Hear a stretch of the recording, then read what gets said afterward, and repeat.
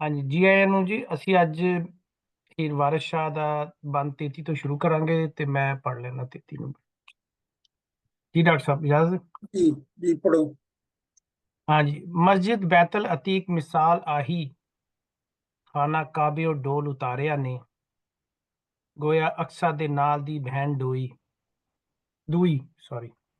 ਸ਼ਾਇਦ ਸੰਦਲੀ ਨੂਰ ਉਤਾਰਿਆ ਨੇ, ਪੜਨ ਫਾਜ਼ਲ ਦਰਸ ਦਰਵੇਸ਼ ਮੁਫਤੀ, ਖੂਬ ਕੱਢ ਅਲਹਾਨ ਪ੍ਰਕਾਰਿਆ ਨੇ, ਤਾਲੀਲ ਮਿਜ਼ਾਨ ਤੇ ਸਰਫ ਬਿਆਹੀ, ਸਰਫ ਮੀਰ ਵੀ ਯਾਦ ਪੁਕਾਰਿਆ ਨੇ, ਕਾਜ਼ੀ ਕੁਤਬ ਤੇ ਕੰਜ਼ ਅਨਵਾਜ 12, ਮਸੂਦੀਆਂ ਜਿਲਦ ਸਵਾਰਿਆ ਨੇ, ਖਾਨੀ ਨਾਲ ਮਜਮੂਆ ਸੁਲਤਾਨੀਆਂ ਦੇ ਅਤੇ ਹੈਰਤੁਲ ਫਿਕਾ ਨਵਾਰਿਆ ਨੇ, ਫਤਾਵਾ ਬਰਹਨਾ ਮੰਜ਼ੂਮ ਸ਼ਾਹਾਂ ਨਾਲ ਜ਼ੁਹਦੀਆਂ ਹਿਫਜ਼ ਕਰਾਰਿਆ ਨੇ, ਮਾਰਿਜਲ ਨਬੂਤ ਖੁਲਾਸਿਆਂ ਤੋਂ ਰੋਜ਼ਾ ਨਾਲ ਅਖਲਾਸ ਪਸਾਰਿਆ ਨੇ, ਜ਼ਰਾਦੀਆਂ ਦੇ ਨਾਲ ਸ਼ਰਾ ਮੁੱਲਾ ਜ਼ੰਜਾਨੀਆਂ ਨਹਿਵ ਨਤਾਰਿਆ ਨੇ, ਕਰਨ ਹਿਫਜ਼ ਕੁਰਾਨ ਤਫਸੀਰ ਦੌਰਾਨ ਗੈਰ ਸ਼ਰਾ ਨੂੰ ਦੁਰੀਆਂ ਮਾਰਿਆ ਨੇ। ਇਹ ਜਿਹੜਾ ਬੰਦ ਹੈ ਨਾ, ਇਹਦੇ ਵਿੱਚ ਜਿਹੜਾ ਉਸ ਵੇਲੇ ਮਸੀਤਾਂ ਦੇ ਵਿੱਚ ਜਿਹੜਾ ਟੈਕਸਟ ਪੜ੍ਹਾਈ ਜਾਂਦੀ ਸੀ ਨਾ, ਮਤਲਬ ਮਸੀਤਾਂ 'ਚ ਕੀ ਇਹ ਪੜ੍ਹੇ ਲਿਖੇ ਆਦਮੀ ਜਿਹੜੇ ਸਨ ਉਹ ਇਹ ਕਿਤਾਬਾਂ ਪੜ੍ਹਦੇ ਸਨ, ਤੇ ਇਹ ਉਹਨੇ ਵਾਰਿਸ ਸ਼ਾਹ ਨੇ ਇਹਦੇ ਵਿੱਚ ਬੇਸਿਕਲੀ ਉਹ ਸਾਰੀਆਂ ਕਿਤਾਬਾਂ ਤੇ ਸ਼ਾਇਰਾਂ ਦਾ ਜ਼ਿਕਰ ਕੀਤਾ ਹੈ ਜਿਹੜੇ ਕਿ ਉਸ ਵੇਲੇ ਦੇ ਆਲਮ ਲੋਕ ਜਿਹੜੇ ਨੇ ਉਹ ਪੜ੍ਹਦੇ ਸਨ, ਜਾਂ ਜਿਨ੍ਹਾਂ ਨੂੰ ਪੜ੍ਹੇ ਬਗੈਰ ਆਲਮ ਨਹੀਂ ਸੀ ਸਮਝਿਆ ਜਾਂਦਾ। ਤੇ ਇਸ ਵਾਸਤੇ ਇਹ ਮੁਖਤਲਿਫ ਕਿਤਾਬਾਂ ਦੇ ਨਾਂ ਨੇ ਜਿਹੜੇ ਉਹਨਾਂ ਨੇ ਇਹਦੇ ਵਿੱਚ ਲਿਖੇ ਨੇ।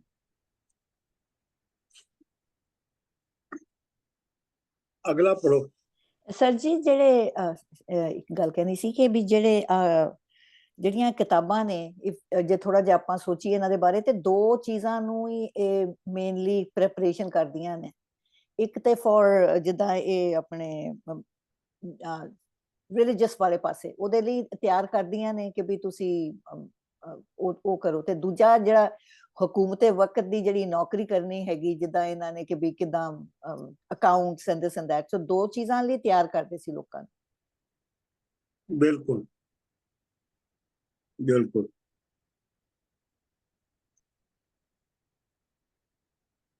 34 ਪੜ੍ਹ ਲਾਂ ਜੀ। ਅੱਛਾ ਡਾਕਟਰ ਸਾਹਿਬ, ਉਸ ਟਾਈਮ ਤੇ ਥੋੜਾ ਜਿਹਾ ਕੋਈ ਨੈਚੁਰਲ ਸਾਇੰਸਿਸ ਬਾਰੇ ਵੀ ਕਿਤਾਬਾਂ ਪੜ੍ਹਾਉਂਦੇ ਸੀ? ਕਿਹੜੀਆਂ? ਨੈਚੁਰਲ ਸਾਇੰਸਿਸ ਦੇ ਬਾਰੇ ਕੋਈ, ਜਿਹੜੀਆਂ ਕੋਈ ਫਿਜ਼ਿਕਸ ਕੈਮਿਸਟਰੀ ਜਾਂ ਇਦਾਂ ਦੀਆਂ ਚੀਜ਼ਾਂ? ਨਹੀਂ, ਮਦਰਸਿਆਂ ਦੇ ਵਿੱਚ ਇਹ ਨਹੀਂ ਸੀ। ਮਦਰਸਿਆਂ ਦੇ ਵਿੱਚ ਜੋ ਪੜ੍ਹਾਇਆ ਜਾਂਦਾ ਸੀ ਨਾ, ਉਹ ਵਾਰਿਸ ਸ਼ਾਹ ਨੇ ਲਿਖ ਦਿੱਤਾ ਹੈ ਇਹਦੇ 'ਚ। ਜੀ ਮੈਂ ਅਗਲਾ ਪੜ੍ਹ ਦਿੰਦੀ ਹਾਂ। ਮਦਰਸਿਆਂ ਤੋਂ ਅੱਗੇ ਜਿਹੜਾ ਫਿਰ ਨੌਲੇਜ ਲੋਕੀ ਲੈਂਦੇ ਨੇ ਸਾਇੰਸਾਂ ਬਾਰੇ ਯੂਨੀਵਰਸਿਟੀਆਂ ਵਿੱਚ ਜਾ ਕੇ, ਉਹ ਕਿਸ ਤਰ੍ਹਾਂ ਫਿਰ ਟ੍ਰਾਂਸਫਰ ਹੁੰਦੀ ਉਹ ਅੱਗੇ? ਬੇਸਿਕ ਤਾਂ ਤੁਹਾਨੂੰ ਹੈ ਨਹੀਂ। ਹਾਂ, ਮੈਂ ਆਈ ਥਿੰਕ ਆਈ ਸੈਕੰਡ ਦਿਸ ਕਿ ਇਹ ਮਦਰਸੇ ਵਾਲੇ ਕਿਉਂ ਪੜ੍ਹੇ ਲਿਖੇ ਸਮਝੇ ਜਾਂਦੇ ਨੇ ਔਰ ਨਾਟ ਦੀ ਅਦਰਸ? ਕਿਉਂਕਿ ਜਿਹੜੀ ਐਜੂਕੇਸ਼ਨ ਸੀ ਨਾ ਮੁਸਲਮਾਨ ਸਮਾਜ ਦੇ ਵਿੱਚ, ਉਹਦੇ ਸੈਂਟਰ ਤੇ ਮਦਰਸਾ ਹੀ ਸੀ ਨਾ। ਉਹਨਾਂ ਦਾ ਸਾਇੰਸ ਨਿਕਲ ਤੋਂ ਦੇਖੋ ਨਾ, ਸਕੂਲ ਤੇ ਹੈ ਕੋਈ ਨਹੀਂ ਸਨ।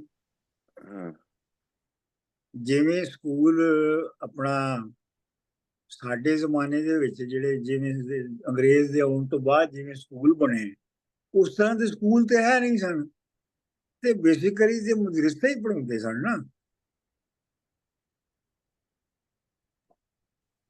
ਹਾਂ, ਤੇ ਡਾਕਟਰ ਸਾਹਿਬ ਫਿਰ ਇਸਲਾਮ ਦੇ ਵਿੱਚ ਇਹ ਸਾਇੰਸ ਦੀ ਇੰਟਰੋਡਕਸ਼ਨ ਕਿਵੇਂ ਆਈ, ਜਾਂ ਨਾ ਆਉਣ ਕਰਕੇ ਪਿੱਛੇ ਰਹਿ ਗਿਆ, ਜਾਂ ਕਿਉਂਕਿ ਸਾਇੰਸ ਦੀ ਫਿਲਾਸਫੀ ਵਗੈਰਾ ਤਾਂ ਬੜੀ ਐਡਵਾਂਸਡ ਹੈ? ਨਹੀਂ, ਲੇਕਿਨ ਉਦੋਂ ਜਦੋਂ ਇਸਲਾਮ ਦੇ ਜਿਹੜੇ ਪਹਿਲੇ 200 ਸਾਲ ਸਨ, ਉਹਦੇ ਵਿੱਚ ਜਿਹੜੇ ਨੇ ਉਹ ਤੁਸੀਂ ਦੇਖੋ ਕਿ ਫਿਲਾਸਫਰ ਵੀ ਨੇ, ਉਹਦੇ ਵਿੱਚ ਮੈਡੀਕਲ ਸਾਇੰਸਿਸ ਦੇ ਬੰਦੇ ਵੀ ਨੇ, ਤੇ ਉਹਦੇ ਉਹ ਹੋਰ ਮੰਦਰ ਸੀ। ਲੇਕਿਨ ਇਹ ਹੈ ਕਿ ਫਿਰ ਬਾਅਦ ਦੇ ਵਿੱਚ ਉਹ ਮਦਰਸੇ ਜਿਹੜੇ ਨੇ ਨਾ ਉਹ ਪਿੱਛੇ ਰਹਿ ਗਏ। ਉਹ ਗਾਲਿਬ ਹੋ ਗਿਆ ਪਹਿਲਾਂ ਤਾਂ, ਕਿਉਂਕਿ ਮੈਡੀਕਲ ਸਾਇੰਸ ਜਾਂ ਇੰਨੇ ਐਡਵਾਂਸਡ ਇਹਨਾਂ ਦੇ ਹਸਪੀਟਲ, ਦਵਾਈਆਂ ਤੇ ਵੱਡੇ ਵੱਡੇ ਸਾਰੇ ਸੀਗੇ। ਉਹ ਤੋਂ ਬਾਅਦ ਮੇਰੇ ਖਿਆਲ ਫਿਰ ਗਾਲਿਬ ਜ਼ਿਆਦਾ ਹੋ ਗਿਆ ਆਪਣੇ ਮਜ਼ਹਬ ਕਹਿ ਸਕਦੇ ਹਾਂ। ਹਾਂਜੀ ਹਾਂਜੀ। ਇਹ ਡਾਕਟਰ ਸਾਹਿਬ ਸੂਟ ਵੀ ਤਾਂ ਕਰਦਾ ਨਾ ਇਹੋ ਜਿਹਾ ਸਿਲੇਬਸ ਮਦਰਸਿਆਂ 'ਚ ਉਸ ਦੌਰ ਦੇ ਹੁਕਮਰਾਨਾਂ ਨੂੰ। ਦੇਖੋ ਨਾ ਤੁਸੀਂ ਸਭ ਨੂੰ ਇੱਕੋ ਹੀ ਲਾਈਨ ਤੇ ਲਾਤਾ ਅੰਨ੍ਹੇਵਾਹ, ਕਿ ਉੱਥੋਂ ਬਾਅਦ ਇਹ ਤੇ ਸੂਟ ਕਰਦਾ ਹੈ। ਔਰ ਆਈ ਥਿੰਕ ਇਹ ਮੁਗਲਾਂ ਨੂੰ ਜਾਂ ਜਿਹੜੇ ਵੀ ਉਦੋਂ ਚਲਤਕਾਰ ਸਨ ਹੁਕਮਰਾਨ, ਉਹਨਾਂ ਨੂੰ ਸੂਟ ਕਰਦਾ ਸੀ ਕਿ ਆਰਗੇਨਾਈਜ਼ਡ ਰਿਲੀਜਨ ਦੇ ਵਿੱਚ ਇਹਨਾਂ ਨੂੰ ਰੱਖੀਏ ਤੇ ਇਹਨਾਂ ਨੂੰ ਬਾਹਰ ਨਾ ਨਿਕਲਣ ਦੀ ਇੱਥੋਂ। ਇਹ ਆਈਡੀਅਲ ਹੈ ਉਹਨਾਂ ਵਾਸਤੇ। ਹਾਂਜੀ। what was the need of the time, ਉਹੀ ਉਹ ਲੋਕ ਕਰਦੇ ਸੀ, nothing beyond। ਨੰਬਰ 2, ਜਸਟ ਅਮਰਜੀਤ ਦਾ ਸਵਾਲ ਸੀ, ਉਹ ਜਿਹੜੇ ਸਾਇੰਸਦਾਨ ਆਏ ਨਾ ਇਸਲਾਮ ਦੇ ਵਿੱਚ ਤੇ ਫਿਲਾਸਫਰ ਆਏ ਨੇ, ਉਹ ਤੁਸੀਂ ਦੇਖੋ ਮੁਸਲਮਾਨ ਸਨ, ਪਰ ਉਹ ਇੱਕ ਖਾਸ ਰੀਜਨ 'ਚ ਆਏ ਨੇ ਜਿਹਨੂੰ ਉਸ ਜ਼ਮਾਨੇ 'ਚ ਸਪੇਨ ਕਿਹਾ ਜਾਂਦਾ ਸੀ। ਬੇਸ਼ੱਕ ਉਹ ਮੁਸਲਮਾਨ ਸਨ, ਲੇਕਿਨ ਉਹ ਸਪੈਨਿਸ਼ ਮੁਸਲਮਾਨ ਸਨ, ਉਹ ਅਰਬ ਮੁਸਲਮਾਨ ਨਹੀਂ ਸਨ ਹੈਗੇ। ਸੋ ਜਿਹੜੀ ਹੈ ਸਾਇੰਸੀ ਤਰੱਕੀ ਤੇ ਜਿਹੜੀ ਐਡਵਾਂਸਮੈਂਟ ਜਾਂ ਉਹ ਉਹਨਾਂ 'ਚ ਕੁਝ ਪਰਸ਼ੀਅਨ ਸਨ। ਹਾਂਜੀ। ਤੇ ਜਾਂ ਉਹ ਜ਼ਿਆਦਾਤਰ ਸਪੇਨ ਤੋਂ ਸਨ। ਜੀ। ਇਹ ਡਾਕਟਰ ਸਾਹਿਬ ਤੁਸੀਂ ਦੱਸਿਆ ਸੀ ਕਿ ਇਹ ਅਰਬਾਂ ਦਾ ਇਹਦੇ ਵਿੱਚ ਕੋਈ ਰੋਲ ਨਹੀਂ ਗਾ ਕੋਈ ਐਡਾ। ਹਾਂ, ਮਤਲਬ ਇਹ ਹੈ ਕਿ ਜਿਹੜਾ ਅਰਬਾਂ ਦਾ ਕੋਈ ਖਾਸ ਰੋਲ ਨਹੀਂ ਹੈ। ਇਹ ਗੱਲ ਸਹੀ ਹੈ।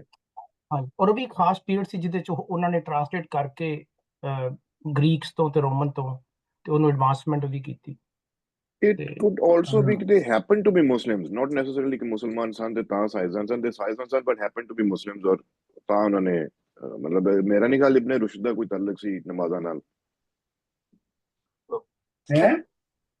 ਇਬਨ ਰੁਸ਼ਦ ਦਾ ਕੋਈ ਤਾਲੁਕ ਸੀ ਨਮਾਜ਼ਾਂ ਦੇ ਨਾਲ, ਮਤਲਬ ਹੈ ਕਿ he happened to be Muslim। ਹਾਂ ਬਿਲਕੁਲ। ਮੈਂ ਵੈਸੇ ਦੇਖ ਕੇ ਆਇਆ ਅਲਹਮਰਾ ਤੇ ਉਹ ਸਾਰੇ ਇਬਨ ਰੁਸ਼ਦ ਜਿਹੜਾ ਹੈ ਉਹ ਤੇ ਅਰਬੀ ਤੇ ਨਹੀਂ ਸੀ ਨਾ ਹੈਗਾ। ਜੀ ਹਾਂ। ਉਹ ਜਿਹੜੀ ਉਹ ਲੋਕਾਂ ਨੂੰ ਗਲਤਫਹਿਮੀ ਹੋ ਜਾਂਦੀ ਹੈ ਉਹਨਾਂ ਦੇ ਨਾਵਾਂ ਤੋਂ, but basically they were European Spanish born converted Muslims sort of। My point exactly, ਹਾਂ, they happen to be Muslim, has nothing to do with it, ਕਿਉਂਕਿ ਇਹ ਰੀਜਨਲ, ਇਹ ਤੇ ਲੱਗਦਾ ਰੀਜਨਲ ਹੋ ਜਾਂਦਾ ਨਾ ਅਰਬ, ਔਰ ਫਿਰ ਜਿਹੜੇ ਸਬ ਕੰਟੀਨੈਂਟ ਦੇ ਜਿਹੜੇ ਮੁਸਲਮਾਨ ਹੋਏ ਉਹ ਬਸ ਮਦਰਸਿਆਂ ਤੱਕ ਹੀ ਰਹਿ ਗਏ, ਫਿਰ ਅੱਗੇ ਉਹ ਅਫਜ਼ਲ ਤਰੀਨ ਉਹੀ ਹੋ ਗਈ ਪੜ੍ਹਾਈ। ਤੁਸੀਂ ਦੇਖੋ ਨਾ ਜਿਹੜੇ ਮਦਰਸਿਆਂ 'ਚ ਗੱਲ ਕਰਨੇ ਪਏ, ਇੱਥੋਂ ਕੋਈ ਸਾਇੰਸਦਾਨ ਜਾਂ ਕੋਈ ਫਿਲਾਸਫਰ ਨਹੀਂ ਕੱਢਿਆ ਇਹਨਾਂ ਨੇ, ਤੇ ਜਿਹੜੇ ਸ਼ਾਇਰ ਨਿਕਲੇ ਨੇ ਆਪਣੀ ਜ਼ੋਰਾਂ ਨਾਲ ਨਿਕਲੇ ਇੱਥੋਂ। ਚਲਿਏ ਅੱਗੇ ਜੀ। ਹਾਂਜੀ ਪੜ੍ਹ ਲੈਣੇ ਜੀ। 34 ਜੀ ਪੜ੍ਹੋ।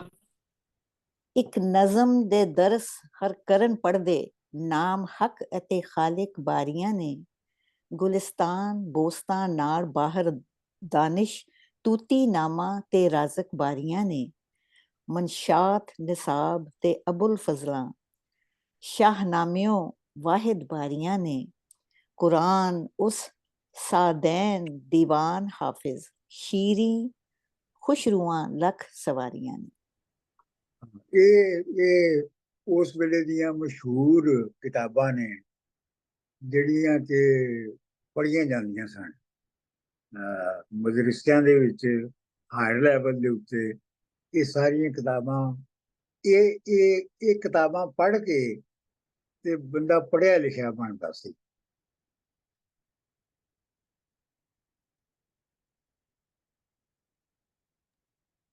ਇਹ ਦੇਖੋ ਨਾ, ਗੁਲਿਸਤਾਨ ਬੋਸਤਾਨ, ਬਹਾਰ ਦਾनिश, तूती नामा, राज़ कबारियां, मनशात निसाब ते अबू फजला, अबू फजल दी शाह नामियों वाद, ये सारियां किताबां दे राइटर्स ने। ਇਹ ਡਾਕਟਰ ਸਾਹਿਬ ਇੰਟਰਸਟਿੰਗਲੀ ਸਾਰੇ ਫਾਰਸੀ ਨੇ पर्शियन हैं सारे पर्शियन ने हाँ हाँ लेकिन शाहनामा तो ट्रांसलेट हुआ है वैसे उर्दू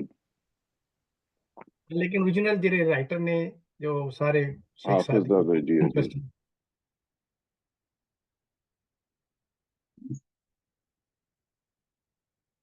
अच्छा थोड़ी पढ़िए अगे जी हाँ जी पढ़ो जी हाँ अगे जी कितने ਅੱਗੇ पढ़ना ਮੈਂ ਪੜ੍ਹ ਦਿੰਦਾ ਜੀ। ਇਹ ਜੋ ਫਿਲਾਸਫੀ ਆਪਾਂ ਡਿਸਕਸ ਕਰ ਰਹੇ ਹਾਂ ਨਾ, ਅਲਟੀਮੇਟਲੀ ਜਿਹੜੀਆਂ ਇਹ ਬੱਚਿਆਂ ਵਿਚਾਰਿਆਂ ਤੇ ਅਪਲਾਈ ਹੁੰਦੀਆਂ। ਸੋ ਬੱਚਿਆਂ ਨੂੰ ਜੋ ਪੜਾਉਂਦੇ ਆ ਨਾ, ਉੱਥੋਂ ਹੀ ਅੱਗੇ ਫਿਰ ਸੁਸਾਇਟੀ ਬਣਦੀ ਆ। ਉਹਦੇ ਬਾਰੇ 35 ਲਿਖਿਆ ਕਿ ਕਲਮਦਾਨ ਦਫੇਤਨ ਦਵਾਤ ਪੱਟੀ, ਨਾਵੇਂ ਏਮਲੀ ਵੇਖਦੇ ਲੜਕਿਆਂ ਦੇ, ਲਿਖਣ ਨਾਲ ਮਸੌਦੇ ਸਿਆਕ ਖਸਰੇ, ਸਿਆਹ ਆਵਾਰਜ਼ੇ ਲਿਖਦੇ ਵਰਕਿਆਂ ਦੇ, ਇੱਕ ਭੁੱਲ ਕੇ ਐਨ ਦਾ ਗੈਨ ਵਾਚਨ, ਮੁੱਲਾਂ ਜਿੰਦ ਕੱਢੇ ਨਾਲ ਕੜਕਿਆਂ ਦੇ, ਇੱਕ ਆਮਦੇ ਸ਼ੌਕ ਜੁਜ਼ਦਾਨ ਲੈ ਕੇ, ਵਿੱਚ ਮਕਤਬਾਂ ਦੇ ਨਾਲ ਤੜਕਿਆਂ ਦੇ।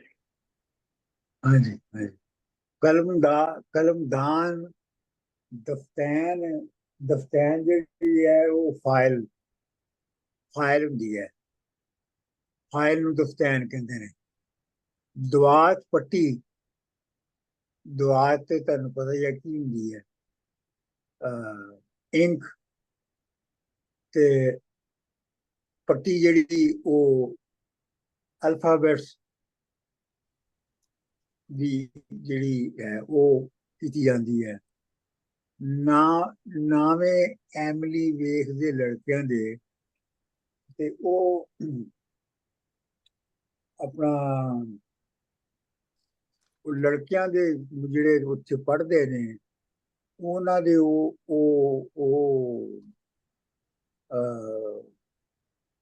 ਉਹਨਾਂ ਦੀ ਜਿਹੜਾ ਉਹਨਾਂ ਨੇ ਲਿਖਿਆ ਹੁੰਦਾ ਹੈ ਤਖਤੀਆਂ ਦੇ ਉੱਤੇ, ਉਹਨੂੰ ਵੇਖਦੇ ਨੇ। ਲਿਖਣ ਨਾਲ ਮੁਸੱਵਦ ਦੇ ਸਿਆਕ ਖਸਰੇ, ਇਹ ਮੁਖਤਲਿਫ ਫੀਲਡ ਦੇ ਬਾਰੇ ਦੇ ਵਿੱਚ ਜਿਹੜੀਆਂ ਉਸ ਵੇਲੇ ਕਿਤਾਬਾਂ ਨੇ, ਬੇਸਿਕਲੀ ਲੈਂਡ ਰੈਵਨਿਊ ਸਿਸਟਮ ਦੇ ਬਾਰੇ ਚ, ਇੱਕ ਭੁੱਲ ਕੇ ਐਨ ਦਾ ਗੈਨ ਵਾਚਣ, ਮੁੱਲਾਂ ਜਿੰਦ ਕੱਢਣ ਨਾਲ ਕੜਕਿਆਂ ਦੇ, ਇੱਕ ਆਮ ਦੇ ਸ਼ੌਕ ਜੁਜ਼ਦਾਨ ਲੈ ਕੇ, ਮਤਲਬ ਬਸਤੇ ਲੈ ਕੇ ਆਉਂਦੇ ਨੇ, ਵਿੱਚ ਮਕਤਬਾਂ ਦੇ ਨਾਲ ਤੜਕਿਆਂ ਦੇ, ਤੜਕੇ ਦੇ ਬਹੁਤ ਸਵੇਰੇ ਸਵੇਰੇ ਆ ਜਾਂਦੇ, ਜਿਹੜੇ ਸ਼ੌਕ ਦੇ ਨਾਲ ਆਉਂਦੇ ਨੇ ਉਹ ਬਹੁਤ ਸਵੇਰੇ ਸਵੇਰੇ ਆ ਜਾਂਦੇ ਨੇ। ਸਰ ਜੀ ਜਿਹੜੀ ਇਹ ਪੱਟੀ ਹੁੰਦੀ ਹੈ, ਇਹ ਜਿਹੜੀ ਉਹ ਜਿਹਨੂੰ ਤਖਤੀ ਕਹਿੰਦੇ ਸੀ, ਜਿਹੜੀ ਉਹ ਲੱਕੜੀ ਦੀ ਹੁੰਦੀ ਹੈ, ਜਿਹਦੇ ਉੱਤੇ ਲਿਖਿਆ ਹੁੰਦਾ ਲੱਕੜੀ, ਸਾਡੇ ਜ਼ਮਾਨੇ ਤੱਕ ਵੀ ਲੱਕੜੀ ਹੀ ਸੀ। ਇਹ ਡਾਕਟਰ ਸਾਹਿਬ ਜਿਹੜਾ ਇਹ ਫੱਟੀ ਨੂੰ ਪੋਚਣਾ ਤੇ ਸੁਕਾਉਣਾ ਤੇ ਲਿਖਣਾ ਪੋਚਣਾ, ਇਹ ਕਲਚਰ ਕਦੋਂ ਤੋਂ ਚੱਲਿਆ, ਕਦੋਂ ਖਤਮ ਹੋਇਆ? ਮੇਰਾ ਖਿਆਲ ਅੱਜ ਕੱਲ੍ਹ ਤੇ ਸ਼ਾਇਦ ਹੈ ਹੀ ਨਹੀਂ ਇਹ। ਨਹੀਂ ਇਹ ਮੇਰਾ ਖਿਆਲ ਹੈ ਕਿ 70s ਦੇ ਵਿੱਚ ਖਤਮ ਹੋ ਗਿਆ ਸੀ। ਕਿਉਂਕਿ ਇਹ ਬਹੁਤ ਵੱਡਾ ਕੰਮ ਹੁੰਦਾ ਸੀ, ਫੱਟੀ ਨੂੰ ਚੰਗੀ ਤਰ੍ਹਾਂ ਧੁੱਪੇ ਸੁਕਾਉਣਾ ਤੇ ਫਿਰ ਉਹਨਾਂ ਨੂੰ ਹਵਾ ਦੇ ਵਿੱਚ ਘੁਮਾਉਣਾ ਤੇ ਲਿਖਣਾ ਉੱਪਰ। ਆਹੋ ਉਹ ਪੂਰਾ ਇੱਕ ਕੰਮ ਹੁੰਦਾ ਸੀ।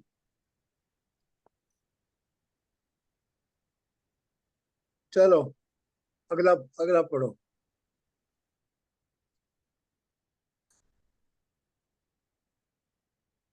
कौन पढ़ेगा जी? मदिया?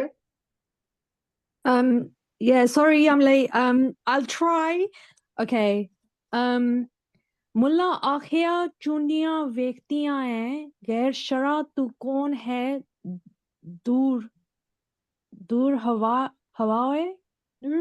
Is it हवाए? होए नहीं हो बदतमीजी ਨਾਲ बोल रहे हैं ना मुल्ला।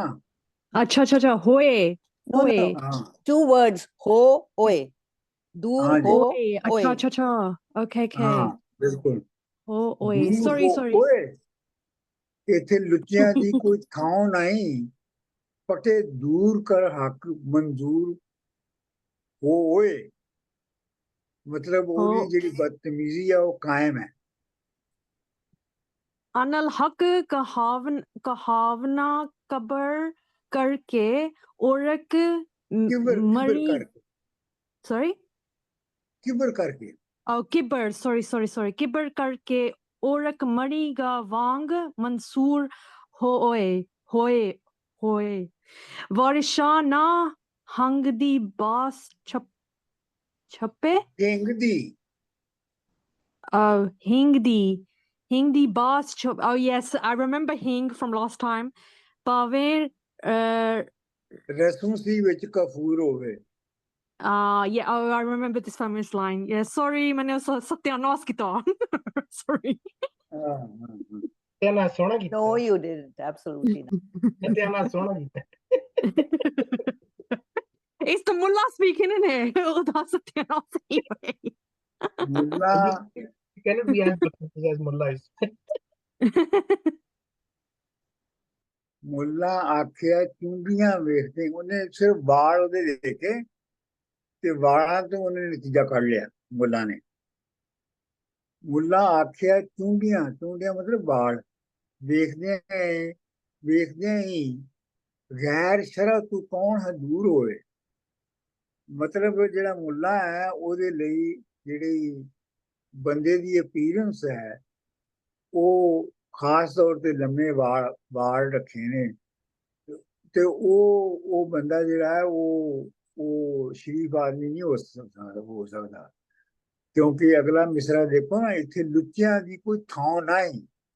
ਲੁੱਚਿਆਂ ਦਾ ਮਤਲਬ ਬਦਮਾਸ਼ਾਂ ਦੀ, ਇੱਥੇ ਬਦਮਾਸ਼ਾਂ ਦੀ ਕੋਈ ਮਤਲਬ ਜਿਹਨੇ ਚੂੰਡੀਆਂ ਵਧਾਈਆਂ ਨੇ ਉਹ ਬਦਮਾਸ਼ ਹੈ ਬੇਸਿਕਲੀ।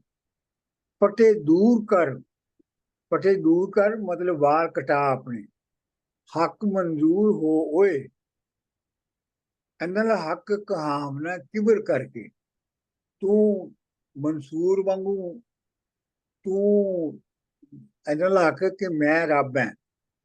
ਇਹਦਾ ਮਤਲਬ ਤੇ ਇਹ ਹੁੰਦਾ ਨਾ ਕਿਬਰ ਕਰਕੇ ਗੁਰੂਰ ਨੂੰ ਕਹਿੰਦੇ ਨੇ।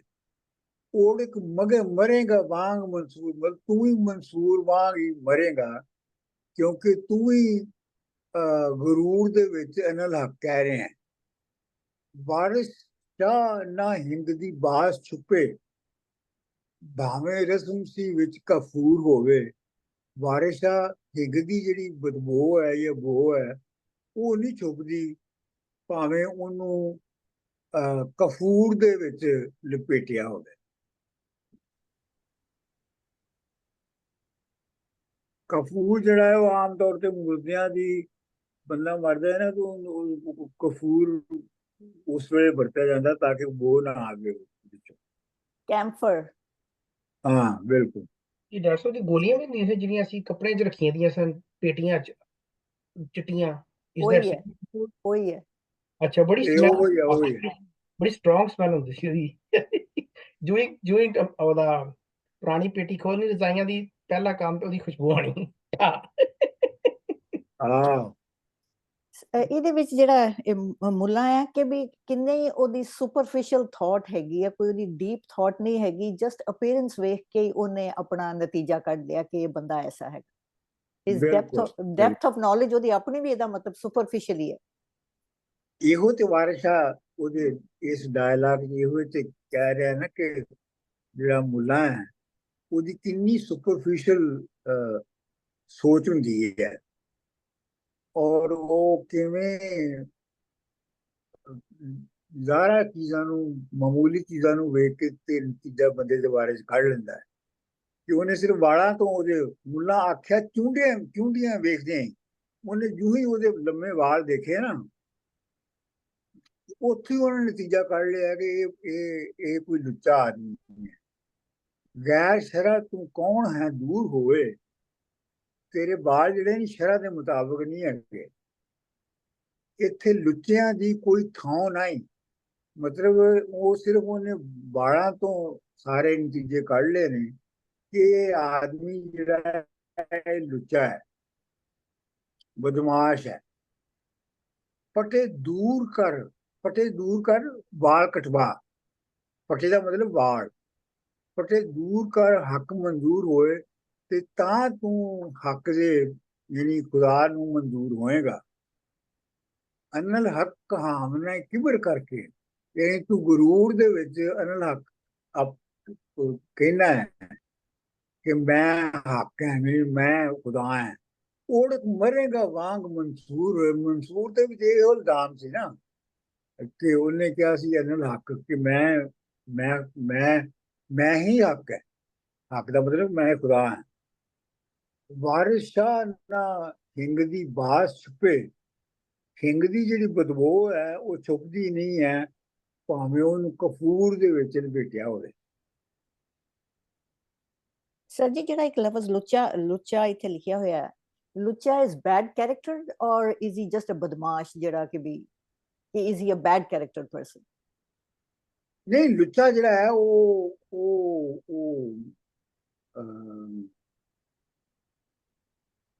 ਬਦਮਾਸ਼ੀ ਦੀ ਇੱਕ ਤਰ੍ਹਾਂ ਦੀ ਕਿਸਮ ਹੈ। Isn't it always joined with lucha lafanga? Isn't it lucha lafanga? ਉਹੀ ਹੈ ਨਾ ਲੁੱਚਾ ਲਫੰਗਾ। ਇਹ ਡਾਕਟਰ ਸਾਹਿਬ ਇਹ ਗੱਲ ਕਰਨੀ ਸੀ, ਇਹ ਜਿਹੜੀ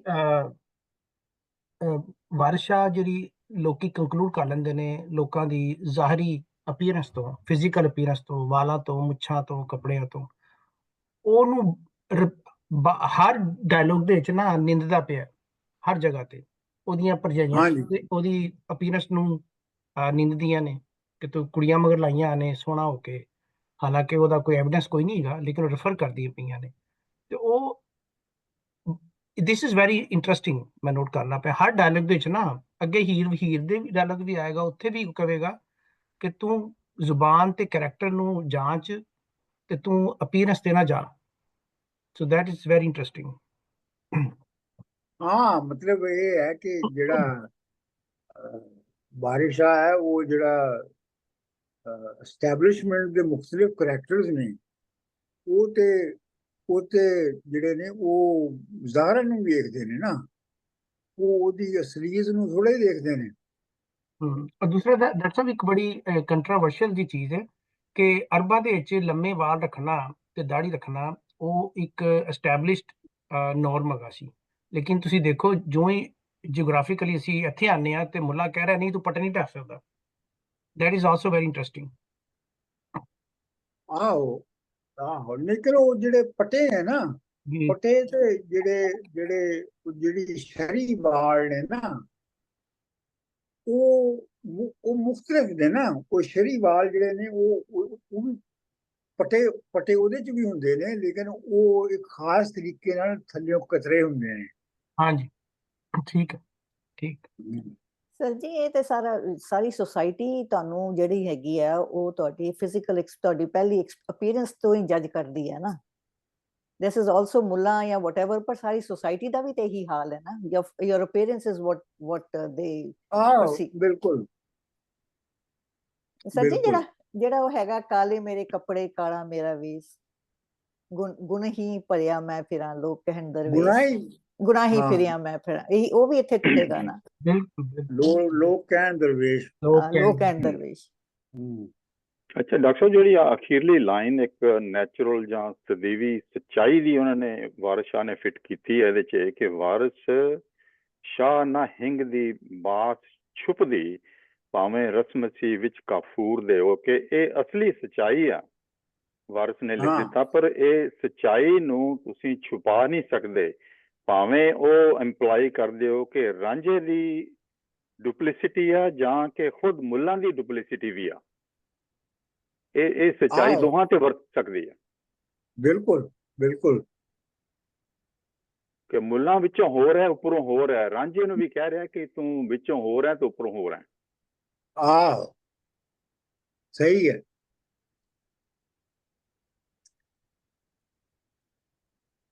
चलिए गया।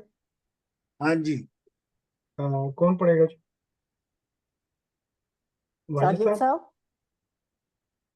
वाजिद साहब, डॉक्टर लेजिया, हिना जी तो उन्होंने टेक्स्ट किया कि किते गए हुए ने थोड़ी देर ਲਈ। मैं पढ़ ਦਿੰਦੀ ਜੀ। हाँ जी, पढ़ो। ਜੀ ਦਾੜੀ ਸ਼ੇਖ ਦੀ ਅਮਲ ਸ਼ੈਤਾਨ ਵਾਲੇ, ਕਿਹਾ ਰਾਣਿਓ ਜਾਂਦਿਆਂ ਰਾਈਆਂ ਨੂੰ, ਅੱਗੇ ਕੱਢ ਕੁਰਾਨ ਤੇ ਬਹੇ ਮਿੰਬਰ, ਕਿਹਾ ਅੱਡਿਓ ਮਕਰ ਦੀਆਂ ਫਾਹੀਆਂ ਨੂੰ, ਇਹ ਪਲੀਤ ਤੇ ਪਾਕ ਦਾ ਕਰੋ ਵਾਕਫ, ਅਸੀਂ ਜਾਣੀਏ ਸ਼ਰ੍ਹਾ ਗਵਾਈਆਂ ਨੂੰ, ਜਿਹੜੀ ਥਾਉ ਨਾਪਾਕ ਲੈ ਵਿੱਚ ਵੜਿਓ, ਸ਼ੁਕਰ ਰੱਬ ਦੀਆਂ ਬੇਪਰਵਾਹੀਆਂ ਨੂੰ, ਖੇਤੀ ਭੇਡ ਦੀ ਬਾਂਦੀ ਸੱਭਾ ਜਰਬ ਕੱਢਣ, ਛੱਡਣ ਕੁਵਾਰੀਆਂ ਨਾ ਵਿਆਹੀਆਂ ਨੂੰ, ਵਾਰਿਸ ਸ਼ਾਹ ਵਿੱਚ ਹੁਜਰਿਆਂ ਫਿਹਲ ਕਰਦੇ, ਮੁੱਲਾ ਲਾਵਦੇ ਯੋਤਰੇ ਵਾਹੀਆਂ ਨੂੰ। ਵਾਰਿਸ ਸ਼ਾਹ ਵਿੱਚ ਹੁਜਰਿਆਂ ਫੇਲ ਕਰਦੇ, ਮੁੱਲਾ ਜੋਤਰੇ ਲਾਮ ਦੇ ਵਾਹੀਆਂ ਨੂੰ। ਓਕੇ ਅੱਛਾ, ਦਾੜੀ ਸ਼ੇਖ ਦੀ ਅਮਲ ਸ਼ੈਤਾਨ ਵਾਲੇ, ਤੂੰ ਦਾੜੀ ਜਿਹੜੀ ਹੈ ਉਹ ਤੇ ਇੱਕ ਆਲਮ ਵਾਲੀ ਰੱਖੀ ਹੈ, ਪਰ ਰਾਂਝਾ ਉਹਨੂੰ ਕਹਿੰਦਾ ਹੈ ਮੁੱਲਾ ਨੂੰ, ਤੇ ਤੇਰੇ ਜਿਹੜੇ ਕੰਮ ਨੇ ਉਹ ਸ਼ੈਤਾਨ ਵਾਲੇ ਨੇ। ਕਿਆ ਰਾਣਿਓ ਜਾਂਦੇ ਰਾਹੀਆਂ ਨੂੰ, ਰਾਣਾ ਹੁੰਦਾ ਕਿਸੇ ਨੂੰ ਬਦਨਾਮ ਕਰਨਾ, ਕਿਸੇ ਨੂੰ ਇਲਜ਼ਾਮ ਲਾ ਦੇਣਾ ਕਿਸੇ ਤੇ। ਕਿਆ ਰਾਣਿਓ ਜਾਂਦੇ ਰਾਹੀਆਂ ਨੂੰ, ਤੂੰ ਬੰਦਾ ਤੇਰੇ ਕੋਲੋਂ ਲੰਘ ਰਿਹਾ, ਤੂੰ ਉਹਦੇ ਬਗੈਰ ਜਾਣੇ ਤੂੰ ਉਹਦੇ ਤੇ ਇਲਜ਼ਾਮ ਲਾ ਦੇਣਾ ਹੈ। ਅੱਗੇ ਕੱਢ ਕੁਰਾਨ ਤੇ ਬਹਿ ਮਿੰਬਰ, ਮਿੰਬਰ ਉਹ ਹੁੰਦਾ ਨਾ ਜਿਹਦੇ ਤੇ ਮੌਲਵੀ ਬਹਿ ਕੇ ਤੇ ਆਵਾਜ਼ ਕਰਦਾ ਹੈ, ਤੇ ਅੱਗੇ ਕੱਢ ਕੁਰਾਨ ਤੇ ਬਹਿ ਮਿੰਬਰ, ਮਿੰਬਰ ਦੇ ਉੱਤੇ ਬਹਿ ਕੇ ਤੂੰ ਕੁਰਾਨ ਜਿਹੜਾ ਕੱਢ ਲੈਣਾ ਹੈ, ਇਹ ਤੇਰੀ ਮਕਰ ਦੀ ਫਾਈ ਹੈ। ਯਾਨੀ ਇਹ ਤੇਰੀ ਪ੍ਰਟੈਂਸ਼ਨ ਹੈ ਜਿਹੜੀ ਤੂੰ ਲੋਕਾਂ ਨੂੰ ਫਸਾਉਣ ਲਈ ਇਹ ਤੂੰ ਸਾਰਾ ਕੁਝ ਕੀਤਾ ਹੈ। ਇਹ ਪਲੀਤ ਤੇ ਪਾਕ ਦਾ ਕਰੋ ਵਾਕਫ। ਇਹ ਜ਼ਰਾ ਮੈਨੂੰ ਤੁਸੀਂ ਜਾਣਦਾ ਕਹਿੰਦਾ ਕਿ ਤੂੰ ਮੈਨੂੰ ਦੱਸ ਕੇ ਪਲੀਤ ਤੇ ਪਾਕ ਦਾ ਜ਼ਰਾ ਨਖੇੜਾ ਕਰਕੇ ਦੱਸ ਨਾ ਮੈਨੂੰ, ਅਸੀਂ ਜਾਣੀਏ ਸ਼ਰ੍ਹਾ ਗਵਾਈਆਂ ਨੂੰ, ਤੇ ਇਹ ਸ਼ਰ੍ਹਾ ਦੇ ਹਿਸਾਬ ਨਾਲ ਮੈਨੂੰ ਦੱਸਣਾ ਇਹ ਪਲੀਤ ਤੇ ਪਾਕ ਕੀ ਹੁੰਦਾ। ਜਿਹੜੇ ਥਾਂ ਨਾਪਾਕ ਲੈ ਵਿੱਚ ਵੜਿਓ, ਸ਼ੁਕਰ ਰੱਬ ਦੀਆਂ ਬੇਪਰਵਾਹੀਆਂ ਨੂੰ, ਜਿਹੜੇ ਤੂੰ ਨਾਪਾਕ ਥਾਂ ਨੇ ਤੇਰੇ ਜਿਸਮ ਦੇ, ਉਹਨਾਂ ਨੂੰ ਤੂੰ ਲੈ ਕੇ ਮਸੀਤ ਦੇ ਵਿੱਚ ਵੜ ਗਿਆ, ਤੇ ਇਹ ਰੱਬ ਜਿਹੜਾ ਹੈ ਉਹ ਬੇਪਰਵਾਹ ਹੈ, ਜਿਹੜਾ ਕਿ ਫਾਰਗੋ ਕਰ ਦਿੰਦਾ ਹੈ ਤੇਰੀਆਂ ਇਹਨਾਂ ਚਾਲਿਆਂ ਨੂੰ। ਵਾਰਿਸ ਸ਼ਾਹ ਵਿੱਚ ਹੁਜਰਿਆਂ ਫੇਲ ਕਰਦੇ, ਮਤਲਬ ਮੁੰਡੇਬਾਜ਼ੀ ਕਰਦੇ ਨੇ। ਮੁੱਲਾ ਜੋਤਰੇ ਲਾਉਂਦੇ ਵਾਹੀਆਂ ਨੂੰ, ਤੇ ਮੁੱਲਾ ਜੋਤਰਾ ਹੁੰਦਾ ਹੈ ਉਹ ਜਿਹੜਾ ਪੂਰਾ ਹਾਲ ਵਾਹੁਣ ਦਾ ਪੂਰਾ ਜਿਹੜਾ ਸੈਸ਼ਨ ਹੈ ਨਾ, ਉਹਨੂੰ ਜੋਤਰਾ ਕਹਿੰਦੇ ਨੇ।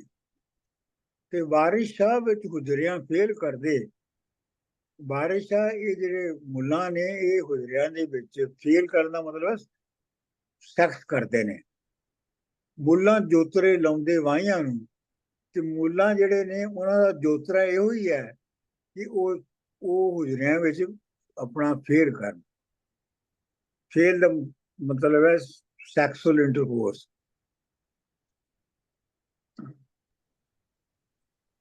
ਇਹ ਡਾਕਟਰ ਸਾਹਿਬ ਉਸ ਜ਼ਮਾਨੇ ਦੇ ਵਿੱਚ ਇਹ ਲਾਈਨ ਲਿਖ ਦੇਣਾ, I think he was ahead of his time. ਲੇਕਿਨ ਇਹ ਵੀ ਤੁਸੀਂ ਦੇਖੋ ਕਿ ਉਹ ਜਿਹੜੀ ਮਲਟੀ ਰਿਲੀਜੀਅਸ ਸੁਸਾਇਟੀ ਸੀ, ਉਹਦੇ ਵਿੱਚ ਇਹ ਗੱਲਾਂ ਲਿਖੀਆਂ ਜਾ ਸਕਦੀਆਂ ਸਨ। ਇਹ ਹੁਣ ਮਸਲਨ ਹੁਣ ਤੁਸੀਂ ਕਿੰਨੇ ਮਾਡਰਨ ਹੋ ਗਏ ਹੋ, ਲੇਕਿਨ ਤੁਸੀਂ ਮੁੱਲਾਂ ਦੇ ਬਾਰੇ 'ਚ ਇਹ ਗੱਲਾਂ ਹੁਣ ਨਹੀਂ ਲਿਖ ਸਕਦੇ। ਡਾਕਟਰ ਸਾਹਿਬ ਥੱਲੇ ਆ ਗਿਆ ਸੀ ਬੜਾ। ਬਿਲਕੁਲ, ਮਤਲਬ ਇਹ ਹੈ ਕਿ ਹੁਣ ਤੁਸੀਂ ਮੁੱਲਾਂ ਦੇ ਬਾਰੇ ਜਿਸ ਤਰ੍ਹਾਂ ਦੀਆਂ ਗੱਲਾਂ ਲਿਖੋਗੇ ਤੇ ਉਹ ਐਸਾ ਤੁਹਾਡੇ ਪਿੱਛੇ ਪੈਣਗੇ ਕਿ ਤੁਹਾਨੂੰ ਸ਼ਹਿਰੋਂ ਕਢਵਾ ਕੇ ਛੱਡਣਗੇ, ਤੇ ਇਹ ਵੀ ਹੋ ਸਕਦਾ ਮੁਲਕੋਂ ਕਢਵਾ ਕੇ ਛੱਡਣ। ਬਲਾਸਫੇਮੀ ਹੋ ਜਾਏਗੀ, ਬਲਾਸਫੇਮੀ ਹੋ ਜਾਏ। ਬਿਲਕੁਲ, ਉਹਨਾਂ ਨੇ ਬਲਾਸਫੇਮੀ ਦਾ ਤੁਹਾਡੇ ਤੇ ਇਲਜ਼ਾਮ ਲਾਉਣਾ ਹੈ, ਤੇ ਬਸ ਉਸ ਤੋਂ ਬਾਅਦ ਇਹ ਹੈ ਕਿ ਲੋਕਾਂ ਨੇ ਤੁਹਾਨੂੰ ਫਾਂਸੀ ਚੜਾਉਣ ਦੇ ਉੱਤੇ ਤਿਆਰ ਹੋ ਜਾਣਾ ਆਪੇ ਹੀ। ਆਪੇ। Very interesting. ਸਰ ਜੀ ਇਹ ਜਿਹੜਾ ਸਾਰਾ ਹੀ ਪੈਰਾਗ੍ਰਾਫ ਹੈ, ਆਪਾਂ ਜੇ ਬਿਲਕੁਲ ਇਹਨੂੰ ਐਜ਼ ਸਿੰਗਲ ਥਿੰਗ ਲਈਏ ਤੇ ਦੇਖੋ 3 ਤਰੀਕੇ ਨਾਲ ਤੁਸੀਂ ਕਹਿ ਸਕਦੇ ਹੋ ਕਿ ਜਿਹੜਾ ਹੈਗਾ ਸੀਗਾ ਰਾਂਝਾ, ਉਹਨੂੰ ਇਹਨਾਂ ਚੀਜ਼ਾਂ ਦੇ ਬਾਰੇ ਪਤਾ ਹੀ ਨਹੀਂ ਸੀ ਕਿ ਵੀ ਕੀ ਹੁੰਦਾ ਹੈ ਸਾਰਾ, ਇਸਲਾਮ ਦਾ ਹੀ ਜਿਹੜਾ ਮਤਲਬ ਉਹਨੂੰ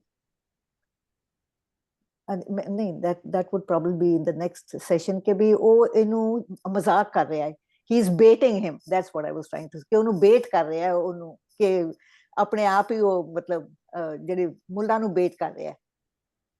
ਨਹੀਂ ਨਹੀਂ, ਮੁੱਲਾ ਨੂੰ ਉਹ ਮੁੱਲਾ ਕਿ ਆਪ ਐਕਸਪੋਜ਼ ਹੋਵੇ, ਮੁੱਲਾ ਆਪਣੇ ਆਪ ਨੂੰ ਆਪ, ਮਤਲਬ ਇਹ ਹੈ ਕਿ ਅੱਗੇ ਕੱਢ ਕੁਰਾਨ ਤੇ ਬਹਿ ਮਿੰਬਰ। ਇਹ ਜਿਹੜਾ ਤੂੰ ਕੁਰਾਨ ਮਿੰਬਰ ਤੇ ਬਹਿ ਕੇ ਤੇ ਕੁਰਾਨ ਖੋਲਣਾ ਹੈ, ਇਹ ਤੇਰੀ ਅਸਲ ਦੇ ਵਿੱਚ ਤੂੰ ਇਹ ਫਾਈ ਹੈ ਲਾਈ। ਫਾਈ ਹੁੰਦੀ ਹੈ ਨਾ ਜਿਹੜੀ ਆਪਣਾ ਸ਼ਿਕਾਰ ਕਰਨ ਵਾਲੇ ਜਾਨਵਰਾਂ ਲਿਬਾਸ ਤੇ ਲਾਉਂਦੇ ਨੇ। ਦੇਖਿਆ? ਹਾਂਜੀ ਹਾਂ, ਜਿਹੜੇ ਫੰਦੇ ਲਾਈਦੇ ਨੇ। ਆਹੋ, ਇਹ ਪਲੀਤ ਤੇ ਪਾਕ ਦਾ ਕਰੋ ਵੱਖ। ਤੂੰ ਅਸਲੀ ਜਿਹੜੀ ਪਲੀਤ ਯਾਨੀ ਗੰਦਾ ਤੇ ਸਾਫ਼ ਕੌਣ ਹੈ, ਇਹ ਤੂੰ ਇਹ ਮੈਨੂੰ ਦੱਸਣਾ, ਤੂੰ ਕੌਣ? ਇਹਨਾਂ 'ਚ ਫਰਕ ਕੀ ਹੈਗਾ? ਅਸੀਂ ਜਾਣੀਏ ਸ਼ਰ੍ਹਾ ਗਵਾਈਆਂ ਨੂੰ, ਤੇ ਇਹਦੇ ਲਈ ਤੂੰ ਜਿਹੜਾ ਅਸਲ ਪਾਕ ਤੇ ਪਲੀਤ ਹੈ, ਇਹਦੇ ਲਈ ਤੂੰ ਜਿਹੜੀ ਸ਼ਰ੍ਹਾ ਹੈਗੀ ਹੈ ਮੁਸਲਮਾਨਾਂ ਦੀ, ਉਹਦੇ ਹਿਸਾਬ ਨਾਲ ਤੂੰ ਦੱਸਣਾ ਮੈਨੂੰ। ਜਿਹੜੇ ਪ੍ਰੂਫ ਕਰ ਵਿਦ ਆਰਗੂਮੈਂਟ। ਹਾਂ, ਬਿਲਕੁਲ। ਜਿਹੜੇ ਥਾਂ ਨਾ ਪਾਕ ਲੈ ਵਿੱਚ ਵੜਿਓ, ਇਹਨੂੰ ਇੰਝ ਸਿੱਧਾ ਵੀ ਪੜਿਆ ਜਾ ਸਕਦਾ ਕਿ ਤੂੰ ਮਸਜਿਦ ਦੇ ਵਿੱਚ ਆ ਗਿਆ ਤੇ ਢਿੱਡ ਤੇ ਤੇਰੇ ਵਿੱਚ ਗੂੰ ਹੀ ਹੈ ਨਾ, ਤੇ ਤੂੰ ਜਿਹੜੇ ਤੇਰੇ ਨਾਪਾਕ ਜਿਸਮ ਦੇ ਹਿੱਸੇ ਨੇ ਉਹ ਵੀ ਤੂੰ ਨਾਲ ਲੈ ਕੇ ਆਇਆ ਨਾ। ਸ਼ੁਕਰ ਰੱਬ ਦੀਆਂ ਬੇਪਰਵਾਹੀਆਂ ਨੂੰ। ਇਹ ਤੇ ਰੱਬ ਹੈ ਜਿਹੜਾ ਕਿ ਐਡਾ ਬੇਪਰਵਾਹ ਹੈ ਕਿ ਤੇਰੀਆਂ ਇਹਨਾਂ ਗੱਲਾਂ ਨੂੰ ਫੜਦਾ ਨਹੀਂ ਹੈ। ਨਹੀਂ ਤੇ ਵੈਸੇ ਤੇ ਤੂੰ ਨਾਪਾਕ ਥਾਂ ਲੈ ਕੇ ਵੜ ਜਾਣਾ। ਵਾਰਿਸ ਸ਼ਾਹ ਵਿੱਚ ਹੁਜ਼ਰਿਆਂ ਫੇਲ ਕਰਦੇ, ਮਤਲਬ ਫੇਲ ਕਰਨਾ ਜਿਹੜਾ ਹੈ ਉਹ ਸੈਕਸੁਅਲ ਇੰਟਰਕੋਰਸ ਕਰਨਾ ਹੈ। ਵਾਰਿਸ ਸ਼ਾਹ ਵਿੱਚ ਹੁਜ਼ਰਿਆਂ ਫੇਲ ਕਰਦੇ, ਮੁੱਲਾ ਜੋਤਰੇ ਲਾਉਂਦੇ ਵਾਹੀਆਂ ਨੂੰ। ਤੇ ਜਿਹੜੇ ਕਿਸਾਨ ਹੁੰਦੇ ਨੇ ਜਾਂ ਵਾਹੀਵਾਨ ਹੁੰਦੇ ਨੇ, ਉਹ ਤੇ ਜੋਤਰਾ ਲਾਉਂਦੇ ਨੇ ਨਾ ਹਲ ਨੂੰ। ਹਲ ਦਾ ਜਿਹੜਾ ਪੂਰਾ ਇੱਕ ਸੈਸ਼ਨ ਹੁੰਦਾ ਹੈ ਨਾ, ਜਿਹੜਾ ਆਮ ਤੌਰ ਤੇ ਸੂਰਜ ਨਿਕਲਣ ਤੱਕ ਉਹ ਕਰ ਲੈਂਦੇ ਨੇ, ਉਹਨੂੰ ਜੋਤਰਾ ਕਹਿੰਦੇ ਨੇ।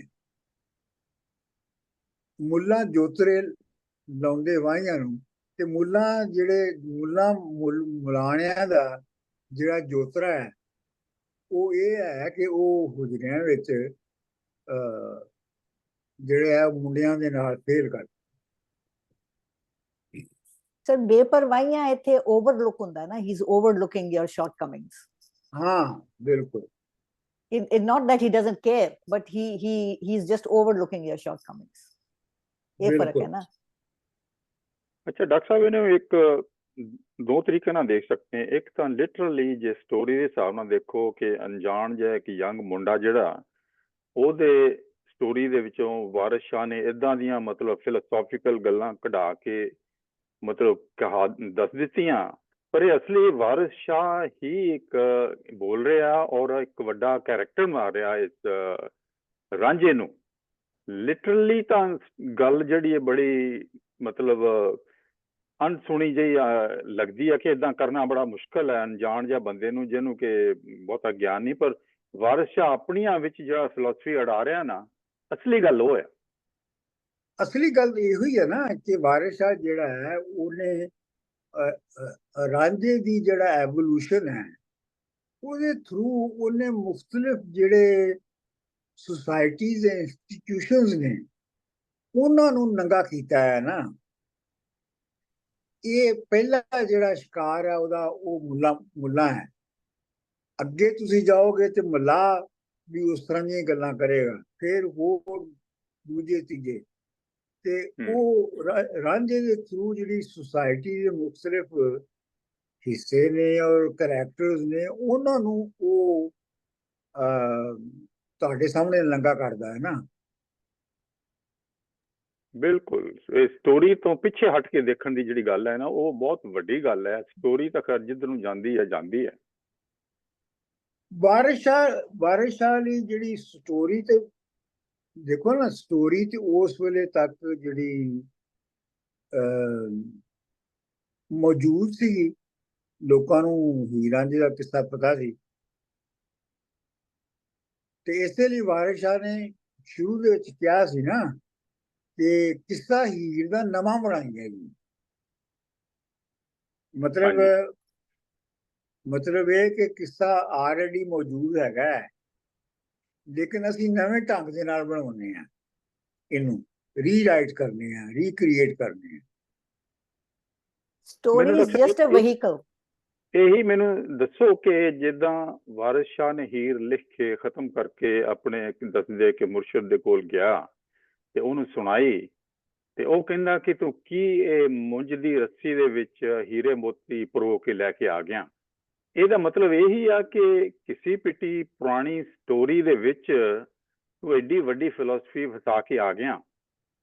ਇਹ ਮੋਤੀ ਨੇ ਜਿਹੜੇ ਉਹਦੀ ਫਿਲਾਸਫੀ ਆ, ਔਰ ਮੁੰਜ ਦੀ ਰੱਸੀ ਜਿਹੜੀ ਆ ਉਹ ਕਿਸੇ ਪਿੱਟੀ ਸਟੋਰੀ ਆ, ਜਾਂ ਕੀ ਇਹਦੇ ਪਿੱਛੇ ਸਟੇਟਮੈਂਟ ਦੇ ਪਿੱਛੇ ਸੱਚਾਈ? ਨਹੀਂ, ਜਿਹੜੀ ਮੁੰਜ ਦੀ ਰੱਸੀ ਹੈ ਨਾ, ਕਿ ਜਿਹੜੀ ਤੂੰ ਜਿਸ ਤਰ੍ਹਾਂ ਦਾ ਕਰੈਕਟਰ ਬਣਾ ਕੇ ਰਾਂਝੇ ਨੂੰ, ਤੇ ਤੂੰ ਬਾਕੀ ਜਿਹੜੇ ਐਸਟੈਬਲਿਸ਼ਮੈਂਟ ਦੇ ਕਰੈਕਟਰਸ ਨੇ ਉਹਨਾਂ ਨੂੰ ਜਿਹੜਾ ਐਕਸਪੋਜ਼ ਤੂੰ ਕੀਤਾ ਹੈ, ਇਹ ਤੂੰ ਇੰਝ ਹੈ ਜਿਵੇਂ ਹੀਰਿਆਂ ਨੂੰ ਮੁੰਜ ਦੀ ਰੱਸੀ ਦੇ ਨਾਲ ਪਰੋਤਾ ਜਾਵੇ, ਕਿਉਂਕਿ ਜੇ ਹੀਰੇ ਨੇ ਤੇ ਉਹਦੀ ਜਿਹੜੇ ਵਿੱਚ ਜਿਹੜਾ ਧਾਗਾ ਜਾਂ ਜਿਹੜੀ ਰੱਸੀ ਹੋਏਗੀ ਉਹ ਵੀ ਤਾਂ ਉਹਦੇ ਮੁਤਾਬਕ ਹੀ ਹੋਣੀ ਚਾਹੀਦੀ ਹੈ ਨਾ, ਤੇ ਮੁੰਜ ਦੀ ਰੱਸੀ ਤੇ ਨਹੀਂ ਹੋ ਸਕਦੀ ਨਾ।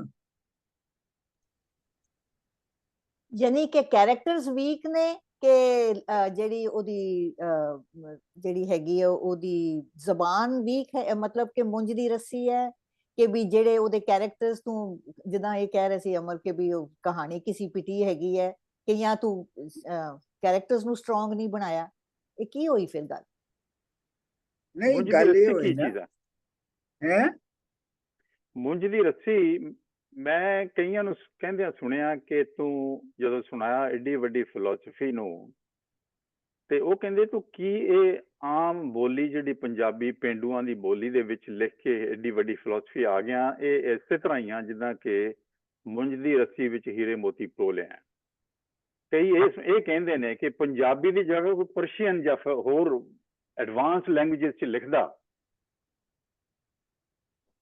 ਆਹੋ, ਇਹ ਵੀ ਇਹਦੀ ਇੰਟਰਪ੍ਰੀਟੇਸ਼ਨ ਹੋ ਸਕਦੀ ਹੈ ਕਿ ਜੇ ਤੈਨੂੰ ਆਲਮ ਹੀ ਬਣਨਾ ਸੀ ਤੇ ਤੂੰ ਫਿਰ ਫਾਰਸੀ 'ਚ ਲਿਖਦਾ, ਕਿਉਂਕਿ ਉਸ ਵੇਲੇ ਜਿਹੜੇ ਆਲਮ ਲੋਕ ਸਨ ਉਹ ਤੇ ਫਾਰਸੀ 'ਚ ਲਿਖਦੇ ਸਨ, ਤੇ ਤੂੰ ਪੰਜਾਬੀ 'ਚ ਲਿਖ ਦਿੱਤਾ ਹੈ। ਤੇ ਚਲੋ ਜੀ, ਸਾਰੇ ਸਰ ਜੀ, ਇਹ ਸਾਰੀਆਂ ਇੰਟਰਪ੍ਰੀਟੇਸ਼ਨ ਠੀਕ ਨੇ, ਸਾਰੀਆਂ ਬਹਿ ਸਕਦੀਆਂ। ਕੀ ਮਤਲਬ?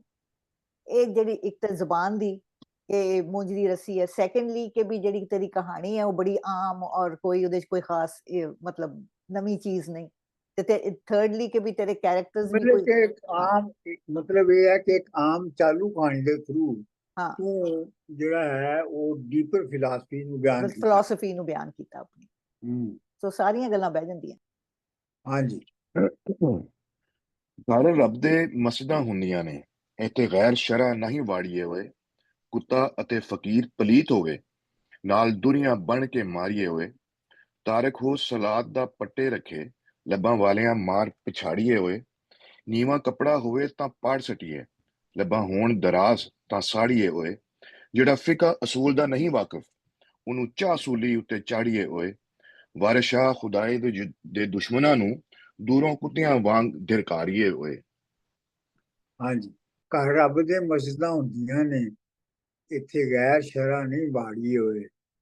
ਇੱਥੇ ਜਿਹੜਾ ਸ਼ਰੀਰ ਦੇ ਮੁਤਾਬਕ ਜਿਹੜਾ ਹੁਲੀਆ ਸ਼ਰੀਫ ਨਹੀਂ ਹੈਗਾ, ਅਸੀਂ ਉਹਨਾਂ ਨੂੰ ਨਹੀਂ ਵੜਨ ਦਿੰਦੇ, ਬਲਕਿ ਉਹਦੀ ਕੰਕਰੀਟ ਮਿਸਾਲ ਉਹ ਫਿਰ ਅੱਗੇ ਜਾਂਦਾ ਹੈ, ਕੁੱਤਾ ਅਤੇ ਫਕੀਰ ਪਲੀਤ ਹੋਵੇ। ਫਕੀਰ ਜਿਹੜੀ ਹੈ, ਫਕੀਰ ਜਿਹੜਾ ਹੈ, ਉਹਦੀ ਵੀ ਜਿਹੜੀ ਜ਼ਾਹਰਾ ਜਿਹੜੀ ਉਹਦਾ ਜ਼ਾਹਰ ਹੈ, ਉਹ ਫਕੀਰ ਦੀ ਜਿਹੜੀ ਜ਼ਾਹਰਾ ਸੂਰਤ ਹੈ, ਉਹ ਵੀ ਤੇ ਸਾਫ਼ ਨਹੀਂ ਨਾ ਹੁੰਦੀ। ਤੇ ਤੇਰੇ ਮੁਤਾਬਕ ਕੁੱਤਾ ਤੇ ਫਕੀਰ ਇੱਕੋ ਜਿਹੇ ਨੇ, ਔਰ ਉਹ ਇੱਕੋ ਜਿਹੇ ਨਾਪਾਕ ਨੇ। ਨਾਲ ਦੁਰਿਆਂ ਦੇ ਬੰਨ ਮਾਰੀ ਹੋਏ, ਤੇ ਉਹਨਾਂ ਨੂੰ ਅਸੀਂ ਹੰਟਰਸ ਦੇ ਨਾਲ, ਚਾਬਕਾਂ ਦੇ ਨਾਲ ਉਹਨਾਂ ਨੂੰ ਬੰਨ ਕੇ ਕੁੱਤੇ ਤੇ ਫਕੀਰ ਨੂੰ ਅਸੀਂ ਮਾਰਨੇ ਆ।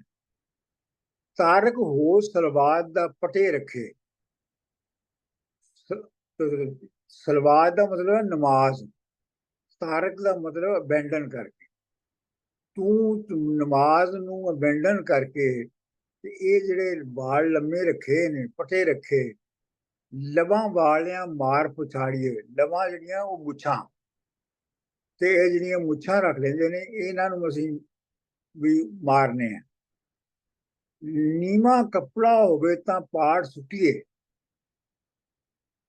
ਇਹ ਜਿਹੜੇ ਫੰਡਾਮੈਂਟਲਿਸਟ ਨੇ ਨਾ, ਇਹ ਆਮ ਤੌਰ ਤੇ ਜਿਹੜੇ ਮੁਸਲਮਾਨਾਂ ਵਿੱਚ ਜਿਹੜੇ ਵਹਾਬੀ ਨੇ, ਵਹਾਬੀ, ਆਹੋ, ਉਹ ਤੇ ਜੇ ਉਹਨਾਂ ਦੀ ਜਿਹੜੀ ਹੈਗੀ ਹੈ ਸਾਰਾ ਜ਼ੋਰ ਉਹ ਇਹ ਹੈ ਕਿ ਜਿਹੜੀ ਤੁਹਾਡੀ ਸਲਵਾਰ ਹੈ ਜਾਂ ਜੋ ਵੀ ਹੈਗੀ ਹੈ, ਉਹ ਤੁਹਾਡੇ ਗਿੱਟਿਆਂ ਤੋਂ ਉੱਤੇ ਹੋਣੀ ਚਾਹੀਦੀ ਹੈ। ਜੇ ਤੁਸੀਂ ਗਿੱਟਿਆਂ ਤੋਂ ਥੱਲੇ ਤੱਕ ਤੁਸੀਂ ਉਹ ਸਲਵਾਰ ਜਾਂ ਧੋਤੀ ਤੁਸੀਂ ਬਣਾਈ ਹੈ, ਤੇ ਤੁਸੀਂ ਜਿਹੜਾ ਹੈ ਉਹ ਫਿੱਟ ਨਹੀਂ ਹੋ। ਉਹ ਹੁਲੀਆ ਦੇ ਹਿਸਾਬ ਨਾਲ ਦਾੜੀ ਲੰਮੀ ਹੁੰਦੀ ਹੈ, ਲੇਕਿਨ ਮੁੱਛਾਂ ਸਾਫ਼ ਕਰ ਦਿੰਦੇ ਨੇ। ਇਹ ਦੇਖੋ, ਨੀਵਾਂ ਕੱਪੜਾ ਹੋਵੇ ਤਾਂ ਪਾੜ ਸੁੱਟੀਏ। ਮਤਲਬ ਇਹ ਹੈ ਕਿ ਗਿੱਟਿਆਂ ਤੋਂ ਥੱਲੇ ਅਗਰ ਚਲਾ ਗਿਆ ਕੱਪੜਾ ਤੇ ਉਹਨੂੰ ਅਸੀਂ ਪਾੜ ਸੁੱਟਨੇ ਆ। ਲਬਾਂ ਹੋਣ, ਲਬਾਂ ਦਾ ਮਤਲਬ ਹੈ ਮੁੱਛਾਂ, ਦਰਾਜ਼ ਦਾ ਮਤਲਬ ਹੈ ਲੰਮੀਆਂ ਵੱਡੀਆਂ। ਲਬਾਂ ਹੋਣ ਦਰਾਜ਼ ਤਾਂ ਸਾੜੀਏ ਹੋਏ। ਜਿਹੜਾ ਫਿਕਾ ਦੇ ਇਲਮ ਦਾ ਨਹੀਂ ਵਾਕਿਫ, ਜਿਹੜੀ ਫਿਕਾ ਹੈ ਉਹਦਾ ਇਲਮ ਨਹੀਂ ਜਿਸ ਨੂੰ ਪਤਾ, ਉਹਨੂੰ ਅਸੀਂ ਸੂਲੀ ਉੱਤੇ ਚਾੜ ਦਿੰਦੇ ਹਾਂ। ਵਾਰਿਸ ਸ਼ਾਹ ਖੁਦਾ ਦੇ ਦੁਸ਼ਮਣਾਂ ਨੂੰ ਦੂਰੋਂ ਕੁੱਤੇ ਵਾਂਗ, ਇਹ ਸਾਰੇ ਲੋਕ ਜਿਹੜੇ ਨੇ ਜਿਹਨਾਂ ਦੇ ਉੱਤੇ ਜ਼ਿਕਰ ਹੋਇਆ ਹੈ, ਇਹ ਖੁਦਾ ਦੇ ਦੁਸ਼ਮਣ ਨੇ, ਤੇ ਇਹਨਾਂ ਨੂੰ ਅਸੀਂ ਕੁੱਤਿਆਂ ਵਾਂਗੂ ਦੂਰ ਰੱਖਨੇ ਆ। ਸਰ, ਫਿਕਾ ਇਸਲਾਮਿਕ ਲਾਅ ਹੈ? ਫਿਕਾ ਇਸਲਾਮਿਕ ਲਾਅ,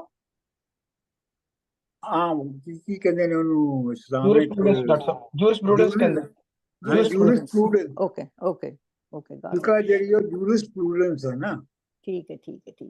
ਤੇ ਸਰ ਜੀ, ਜਿਹੜਾ ਇਹ ਵਹਾਬੀ ਨੇ, ਇਹ ਕੀ ਦੱਸਦੇ ਕਿਉਂ, ਮਤਲਬ ਕਿ ਤੁਸੀਂ ਆਪਣੇ ਗਿੱਟੇ ਵਿਖਾਉਣੇ ਨੇ ਤੇ ਮੁੱਛ ਨਹੀਂ ਰੱਖਣੀ? ਵਾਟ ਇਜ਼ देयर ਇਹਦੇ ਬਾਰੇ, ਮਤਲਬ ਕਿ ਕਿਉਂ, ਵਾਈ ਡੂ ਦੇ ਸੇ that's bed?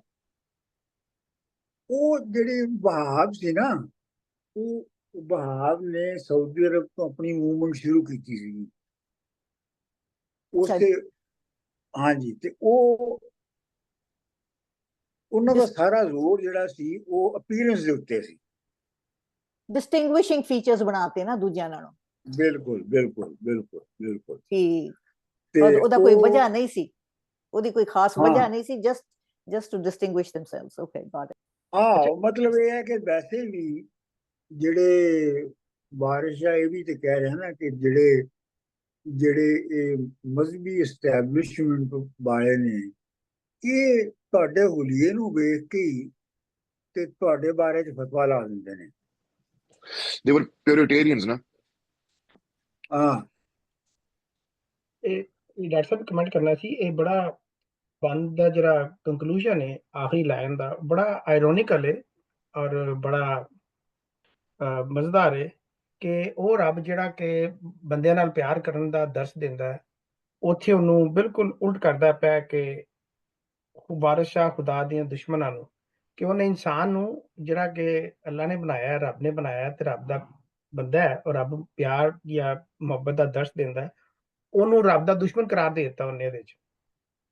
So it's very ਮਤਲਬ ਆਇਰੋਨਿਕ। ਇਹ ਹੈ ਕਿ ਜਿਹੜਾ ਮੁੱਲਾ ਹੈ ਉਹ ਇਹ ਸਮਝਦਾ ਹੈ ਕਿ ਇਹ ਜਿਹੜੇ ਨੀਵੇਂ ਕੱਪੜੇ ਪਾਉਂਦੇ ਨੇ ਤੇ ਇਹ ਮੁੱਛਾਂ ਲੰਮੀਆਂ ਰੱਖਦੇ ਨੇ, ਇਹ ਸਾਰੇ ਇਸ ਤਰ੍ਹਾਂ ਦੇ ਲੋਕ ਜਿਹੜੇ ਨੇ ਖੁਦਾ ਦੇ ਦੁਸ਼ਮਣ ਨੇ।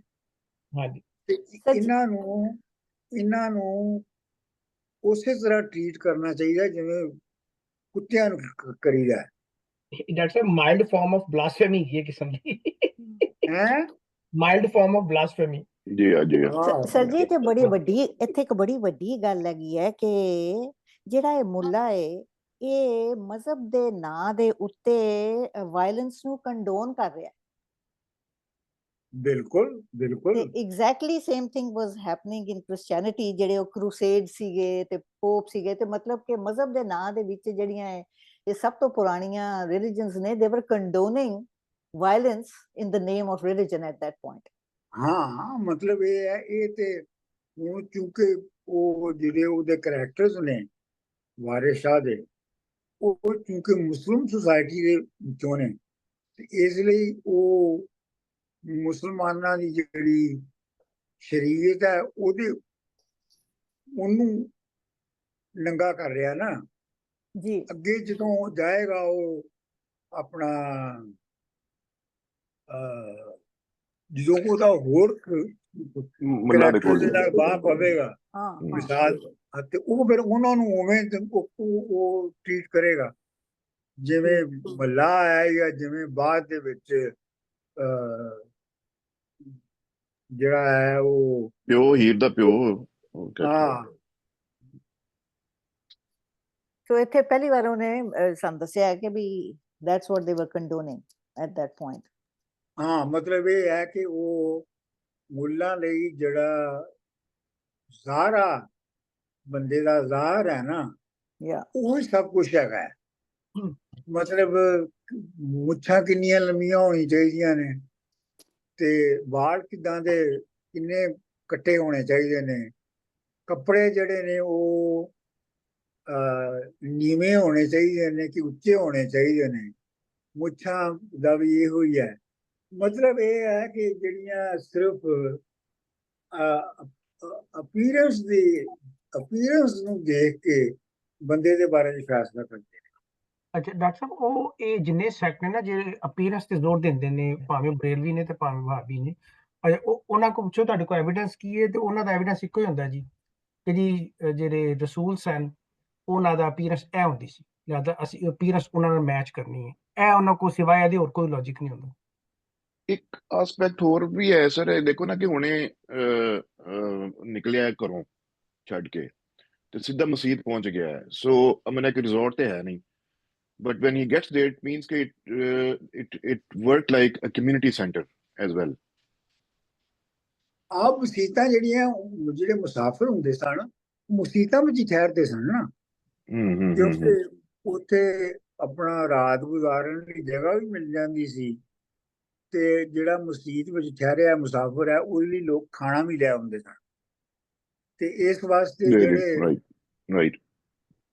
ਜਿਹੜੇ ਜਿਹੜੇ ਮਸੀਤਾਂ ਸਨ ਉਹ ਕਮਿਊਨਿਟੀ ਪਲੇਸਿਸ ਸਨ ਉਸ ਵੇਲੇ। ਸਰ ਜੀ ਇੱਕ I've never been to one, ਸੋ ਮੈਨੂੰ ਗੱਲ ਦੱਸਿਆ ਜੀ ਕਿ ਜਿਹੜਾ ਜਿੱਦਾਂ ਮਸਜਿਦ ਹੁੰਦੀ ਹੈ, ਜਿੱਦਾਂ I can tell you ਕਿ ਵੀ ਉੱਥੇ ਮਤਲਬ ਜਿਹੜਾ ਉਹਦਾ ਬੇਸਿਕ ਸਟਰਕਚਰ ਹੈਗਾ ਆ, ਉਹ ਇੱਕ ਤੇ I guess ਜਿੱਥੇ ਕਿ ਕੋਈ ਵੱਡਾ ਹਾਲ ਹੈਗਾ ਜਿੱਥੇ ਉਹ ਲੋਕ ਪ੍ਰੇਅਰ ਕਰਦੇ, ਰਾਈਟ? ਤੇ ਉਹਦੇ what else is there ਜਿਹੜੇ ਕਿ ਹਰ ਮਸਜਿਦ ਚ ਹੁੰਦੀ ਹੈ? is there like ਮੁਸਾਫਿਰ ਖਾਨੇ ਦੇ ਲੋਕਾਂ ਦੇ ਰਹਿਣ ਲਈ 2 ਕਮਰੇ ਜਾਂ ਐਸੀ ਜਗ੍ਹਾ ਜਾਂ ਕਿਚਨ, ਜਾਂ what is the basic ਨਹੀਂ structure ਲੇਕਿਨ of a ਇਹ ਹੈ masjid? ਇਹ ਜਿਹੜਾ ਟ੍ਰੈਡੀਸ਼ਨਲ ਮਸਜਿਦ ਦਾ ਜਿਹੜਾ ਇੰਸਟੀਟਿਊਸ਼ਨ ਸੀ ਉਹ ਜੀ। ਤੇ ਇਹ ਸੀ ਨਾ, ਇਹ ਜਿਹੜਾ ਵਾਰਿਸ ਸ਼ਾਹ ਦੱਸ ਰਿਹਾ ਕਿ ਵੀ ਉੱਥੇ ਮੁਸਾਫਰ ਵੀ ਠਹਿਰ ਰਹੇ ਨੇ ਜਿਨ੍ਹਾਂ ਦਾ ਕੋਈ ਤਾਲੁਕ ਮਜ਼ਹਬ ਨਾਲ ਹੈ ਕਿ ਨਹੀਂ ਹੈਗਾ, ਉਹਨਾਂ ਕੋਲ ਹੋਰ ਰਹਿਣ ਨੂੰ ਥਾਂ ਕੋਈ ਨਹੀਂ ਹੈ ਠੀਕ ਠੀਕ ਤੇ ਹੈ ਨਾ। ਤੇ ਮਤਲਬ ਇਹ ਹੈ ਕਿ ਉਦੋਂ ਹੋਟਲ ਤੇ ਹੁੰਦੇ ਨਹੀਂ ਸਨ, ਜਾਂ ਤੇ ਕਿਸੇ ਕੋਲ ਲੋਕੀ ਠਹਿਰਦੇ ਸਨ, ਕਿਸੇ ਵੱਡੇ ਚੌਧਰੀ ਦੇ ਡੇਰੇ ਤੇ ਜਾ ਕੇ ਸੌਂ ਜਾਂਦੇ ਸਨ, ਜਾਂ ਫਿਰ ਮਸਜਿਦਾਂ 'ਚ ਸੌਂਦੇ ਸਨ। ਸੋ ਮਤਲਬ ਜਿਹੜਾ basic structure of the is basically ਜਿੱਦਾਂ ਸਾਡਾ ਹੁਣ ਆਈ ਕੈਨ ਟੈਲ ਯੂ ਦਾ ਗੁਰਦੁਆਰਾ ਕਿ ਇੱਕ ਜਿਹੜਾ ਇੱਕ ਕਮਰਾ ਹੁੰਦਾ ਵੱਡਾ ਜਿਹਦੇ ਚ ਗੁਰੂ ਮਹਾਰਾਜ ਦੀ ਦੇਹ ਹੁੰਦੀ, ਮਤਲਬ ਜਿੱਥੇ ਪਾਠ ਹੁੰਦਾ, ਠੀਕ ਹੈ। Then there is langar hall, kitchen ਹੁੰਦਾ ਜ਼ਰੂਰ ਇੱਕ ਹਰ ਇੱਕ ਦੇ ਨਾਲ, ਤੇ ਫਿਰ ਦੈਨ ਮੁਸਾਫਰਾਂ ਲਈ ਕਮਰੇ ਹੁੰਦੇ ਨੇ। ਸੋ ਬੇਸਿਕਲੀ ਕੋਈ ਇਹੀ ਸਟਰਕਚਰ ਹੈ ਨਾ ਫਿਰ ਮਸਜਿਦ ਦਾ ਵੀ। ਆਹੋ ਮਤਲਬ ਇਹ ਹੈ ਕਿ ਜਿਹੜਾ ਮਸਜਿਦ ਦਾ ਜਿਹੜਾ ਮਸਜਿਦ ਦਾ ਇੰਸਟੀਟਿਊਸ਼ਨ ਹੈ ਨਾ, ਉਹ ਤੇ ਬਹੁਤ ਬਦਲਿਆ ਨਾ ਮੁਗਲਾਂ ਦੇ ਜ਼ਮਾਨੇ 'ਚ।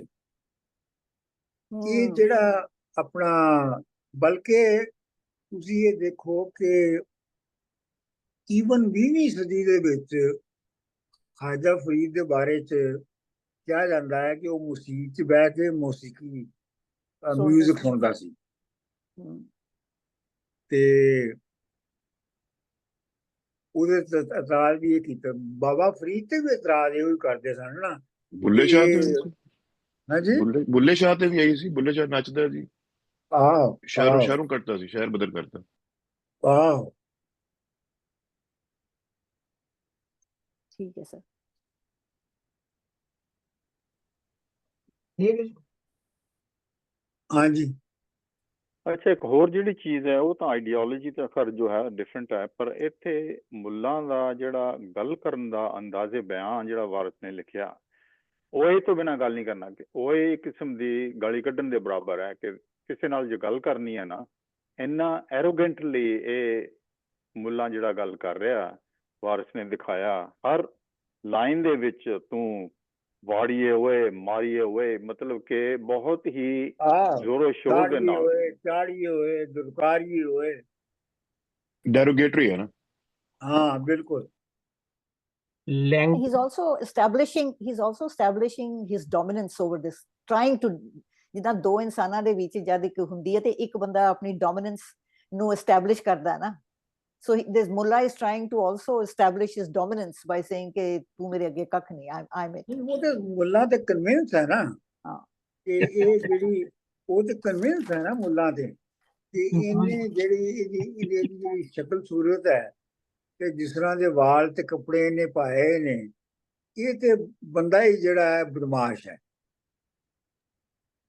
But isn't oi Jat like a Jat cultural thing? We went as ਉਹ ਤਾਂ ਨਹੀਂ ਜੱਟ, ਜਿਹੜਾ ਜੱਟ ਕਲਚਰ ਹੈ ਉਹਦੇ ਵਿੱਚ ਵੀ ਜਿਹੜਾ ਓਏ ਦੇ ਥਾਂ, ਮਤਲਬ ਇਹ ਹੈ ਕਿ ਇੱਜ਼ਤ ਨਾਲ ਵੀ ਪੰਜਾਬੀ ਦੇ ਵਿੱਚ ਕਿਹਾ ਜਾ ਸਕਦਾ ਹੈ ਨਾ। ਤੇ ਇੱਥੇ ਓਏ ਵਾਰਿਸ ਸ਼ਾਹ ਨੇ ਇਸ ਲਈ ਉਹਨੂੰ ਉਹਦੇ ਨਾਲ ਜੋੜਿਆ ਕਿ ਉਹ ਜਿਹੜਾ ਮੁੱਲਾ ਹੈ ਆਪਣੇ ਆਪ ਨੂੰ ਸੈਲਫ ਰਾਈਟਸਨੈਸ ਦਾ ਸਟੈਂਡਰਡ ਸਮਝਦਾ, ਤੇ ਇਸ ਵਾਸਤੇ ਉਹਨੇ ਆਪਣੇ ਇਹ ਰਾਈਟ ਲੈ ਲਿਆ ਹੈ ਕਿ ਉਹ ਦੂਜਿਆਂ ਦੀ ਬੇਇੱਜ਼ਤੀ ਕਰ ਸਕਦਾ ਹੈ, ਦੂਸਰਿਆਂ ਨੂੰ ਇੱਜ਼ਤ ਨਾਲ ਨਹੀਂ ਬੁਲਾ ਸਕਦਾ। ਮਤਲਬ ਇਹ ਵੀ ਤੇ ਦੇਖੋ ਨਾ, ਘਰ ਰੱਬ ਦੇ ਮਸਜਿਦਾਂ ਹੁੰਦੀਆਂ ਨੇ, ਇੱਥੇ ਗੈਰ ਸ਼ਰ੍ਹਾਣੀ ਵਾੜੀਏ ਬਈ ਵੀ ਤਾਂ ਹੋ ਸਕਦਾ ਨਾ। ਓਏ ਜਿਹੜਾ ਵਾਰਿਸ ਸ਼ਾਹ ਨੇ ਓਏ ਦਾ ਵਰਤਿਆ ਨਾ ਇੱਥੇ, ਇਹ ਮੁੱਲਾਂ ਦੀ ਜਿਹੜੀ ਐਰੋਗੈਂਸ ਔਰ ਸੈਲਫ ਰਾਈਟਸਨੈਸ ਹੈ ਉਹਨੂੰ ਨੰਗਾ ਕਰਨ ਲਈ ਵੀ ਵਰਤਿਆ ਹੈ। ਔਰ ਇਹ ਵੀ ਕਿ ਉਹ ਬੇਸਿਕਲੀ ਕਿੰਨਾ ਜ਼ਿਆਦਾ ਕਰੂਡ ਹੈ, ਮੁੱਲਾ ਜਿਹੜਾ ਹੈ ਉਹ ਕਿੰਨਾ ਕਰੂਡ ਹੈ ਕਿ ਇੱਕ ਬੰਦਾ ਮਸੀਤੀ ਆ ਗਿਆ ਰਾਤ ਰਹਿਣ ਲਈ, ਤੇ ਉਹਨੂੰ ਸਿਰਫ ਉਹਦੇ ਕੱਪੜੇ ਦੇਖ ਕੇ, ਉਹਦੀਆਂ ਮੁੱਛਾਂ ਦੇਖ ਕੇ, ਤੇ ਉਹਨੂੰ ਉਹ ਬੇਇੱਜ਼ਤੀ ਦੇ ਨਾਲ ਬੁਲਾ ਰਿਹਾ ਹੈ। ਆਰਗੇਨਾਈਜ਼ਡ ਰਿਲੀਜਨ ਦੀ ਸਭ ਤੋਂ ਵੱਡੀ ਜਿਹੜੀ ਕੰਟਰਡਿਕਸ਼ਨ ਹੈ ਨਾ, ਇਹ ਉਹਨੇ ਐਕਸਪੋਜ਼ ਕਰਤਾ ਇੱਥੇ। ਹਾਂਜੀ ਹਾਂਜੀ, ਡਿਕਸ਼ਨ ਬੜੀ ਨਹੀਂ ਜ਼ਬਰਦਸਤ। ਜਿਹੜੀ ਬੇਸਿਕਲੀ ਵਾਰਿਸ ਸਾਹਿਬ ਜਿਹੜੀ ਗੱਲ ਕਹਿਣਾ ਚਾਹ ਰਿਹਾ ਹੈ ਨਾ, ਉਹ ਇਹ ਹੈ ਕਿ ਇਹ ਜਿਹੜੀ ਪੂਰੀ ਐਸਟੈਬਲਿਸ਼ਮੈਂਟ ਦੇ ਕਰੈਕਟਰਸ ਨੇ ਨਾ, ਮੁੱਲਾ ਤੋਂ ਲੈ ਕੇ ਕਾਜ਼ੀ ਤੇ ਉਹ ਸਾਰੇ, ਇਹ ਸਿਰਫ ਅਪੀਅਰੈਂਸ ਦੇ ਪਿੱਛੇ ਜਾਂਦੇ ਨੇ। ਇਹ ਅਪੀਅਰੈਂਸ ਦੇ ਉੱਤੇ ਫੈਸਲਾ ਕਰ ਲੈਂਦੇ ਨੇ ਕਿ ਇਹ ਚੰਗਾ ਬੰਦਾ ਹੈ ਕਿ ਭੈੜਾ ਬੰਦਾ ਹੈ, ਬਦਮਾਸ਼ ਹੈ ਕਿ ਸ਼ਰੀਫ ਹੈ। ਉਹਨਾਂ ਦੀ ਆਪਣੀ ਨੌਲੇਜ ਸੁਪਰਫੀਸ਼ੀਅਲ ਹੈ, ਸੋ ਉਹ ਸੁਪਰਫੀਸ਼ੀਅਲ ਅਪੀਅਰੈਂਸਸ ਤੋਂ ਹੀ ਆਪਣੇ ਬਿਲਕੁਲ ਮਤਲਬ ਇਹ ਵੀ ਡਿਫਰੈਂਸ ਹੈ ਨਾ, ਇਹ ਵੀ ਡਿਫਰੈਂਸ ਹੈ ਨਾ ਕਿ ਜੀ has it been a rich person by his looks, ਤੇ ਉਹਦੇ ਕੋਲ ਫਰਕ ਨਹੀਂ ਪੈਂਦਾ ਸੀ ਉਹਨੂੰ। ਅਗਰ ਉਹਦੀ ਅਪੀਅਰੈਂਸ ਇਹ ਹੁੰਦੀ ਕਿ ਕੋਈ ਚੌਧਰੀ ਹੈ, ਕੋਈ ਅਮੀਰ ਆਦਮੀ ਹੈ, ਤੇ ਫਿਰ ਉਹਦਾ ਵਰਤਾਰਾ ਜਿਹੜਾ ਉਹ ਵੱਖਰਾ ਹੁੰਦਾ। ਹਾਂ, ਫਿਰ ਉਹਨੇ ਉਹ ਨਹੀਂ ਸੀ ਕਹਿਣਾ। ਹਾਂ, ਉਹਨੂੰ ਫਿਰ ਉਹਦੀ ਥਾਂ ਉਹਨੇ ਕੁਝ ਹੋਰ ਕਹਿਣਾ, ਹੋਰ ਤਰ੍ਹਾਂ ਗੱਲ ਕਰਨੀ ਸੀ। ਇੱਥੇ ਤੇ ਹੈ ਨਾ ਕਿ ਉਹਨੂੰ ਬੰਦਾ ਹੀ ਨਹੀਂ ਸਮਝਦਾ, ਉਹ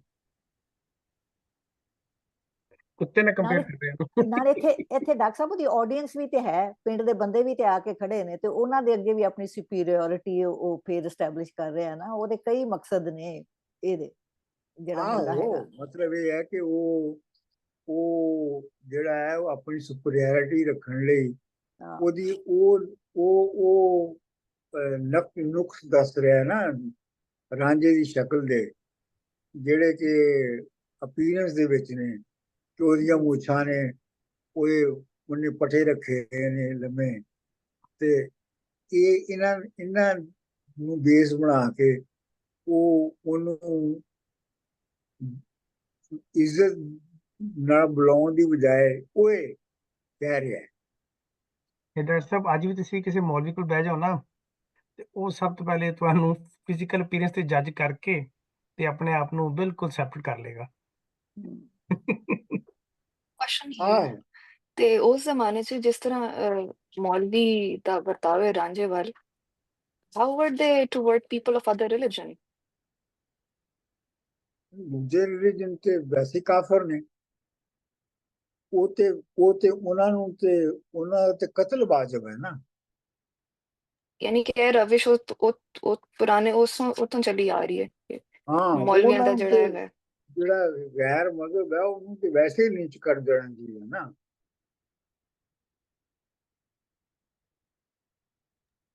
ਹਰ ਰਿਲੀਜਨ ਦਾ ਵਰਤਾਰਾ ਇੱਕੋ ਹੀ ਹੈ ਡੇ 1। ਅੱਗੇ ਜੀ ਚਲੋ ਜੀ,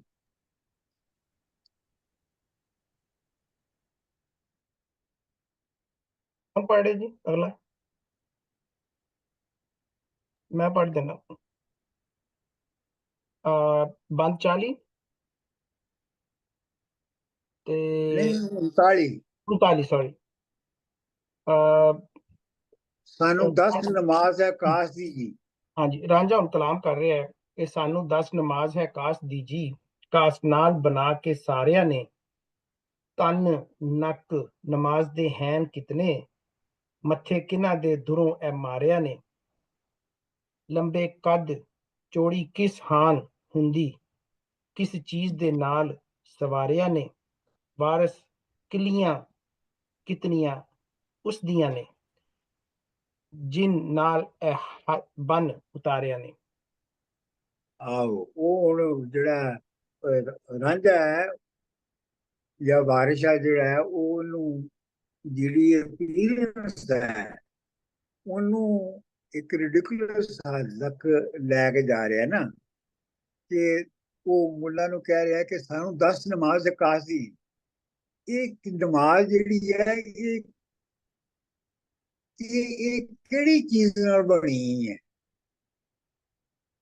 ਮਤਲਬ ਜੇ ਅਪੀਅਰੈਂਸ ਹੀ ਦੇਖਣੀ ਹੈ ਤੇ ਫਿਰ ਉਹਦੀ ਅਪੀਅਰੈਂਸ ਕੰਨ ਨੱਕ ਨਮਾਜ਼ ਦੇ ਹਨ ਕਿਸੇ ਨੇ, ਫਿਰ ਨਮਾਜ਼ ਦੇ ਕੰਨ ਤੇ ਨੱਕ ਦੀ ਤੂੰ ਦੇਖ ਮੱਥੇ ਕਿਹਨਾਂ ਦੇ ਧਰੋਂ ਮਾਰਿਆ ਨੇ ਪਹਿਲੇ ਦਿਨ ਤੋਂ ਲੈ ਕੇ ਸ਼ੁਰੂ ਤੋਂ ਲੈ ਕੇ ਕਿਹਨਾਂ ਦੇ ਮੱਥੇ ਵੜ ਦਿੱਤੀ ਗਈ। ਲੰਬੇ ਕੱਦ ਚੌੜੀ ਕਿਸਾਨ ਇਹਦਾ ਕੱਦ ਲੰਮਾ ਹੈ ਕਿ ਛੋਟਾ ਹੈ, ਕਿਸ ਉਮਰ ਦੀ ਹੈ ਤੇ ਕਿਹਦੇ ਨਾਲ ਇਹਨੂੰ ਡੈਕੋਰੇਟ ਕੀਤਾ ਗਿਆ ਹੈ। ਵਾਰਸ ਕਿਤਨੀਆਂ ਏਜ ਦੀਆਂ ਨੇ ਜਿਸ ਨਾਲ ਇਹ ਬੰਨ ਉਤਾਰਿਆ ਨੇ ਤੇ ਇਹਦੀਆਂ ਕਿੰਨੀਆਂ ਨੇ ਜਿਨ੍ਹਾਂ ਦੇ ਨਾਲ ਇਹਨੂੰ ਬੰਨ ਕੇ ਰੱਖਿਆ ਹੈ ਜ਼ਮੀਨ ਦੇ ਉੱਤੇ। ਯਾਨੀ ਕਿ ਇਟ ਲਾਈਕ ਅ ਬੋਟ, ਜਿਹਦਾ ਬੋਟ ਕਿੱਲੀਆਂ ਨਾਲ ਬਣਦੇ ਸੀ ਨਾ। ਆਹੋ ਇਹਦੀ ਸ਼ਕਲ ਕੀ ਉਹੀ ਚੀਜ਼ ਹੈ ਨਾ ਹੈ? ਇਹ। ਅਪੀਅਰੈਂਸ। ਹਾਂ, ਮਤਲਬ ਇਹ ਸਾਨੂੰ ਦੱਸਣਾ ਫਿਰ ਤੂੰ ਸਾਰੀ ਜੇ ਫਿਜ਼ੀਕਲ ਅਪੀਅਰੈਂਸ ਤੇ ਜਾਣਾ ਹੈ ਤੇ ਫਿਰ ਇਹ ਸਵਾਲ ਵੀ ਤੇ ਨਮਾਜ਼ ਦੇ ਬਾਰੇ ਚ ਵੀ ਸਵਾਲ ਉੱਠਣਗੇ ਨਾ ਕਿ ਫਿਰ ਅਪੀਅਰੈਂਸ ਉਹਦੀ ਤੂੰ ਬਣਾ ਕੇ ਦਿਖਾ ਮੈਨੂੰ।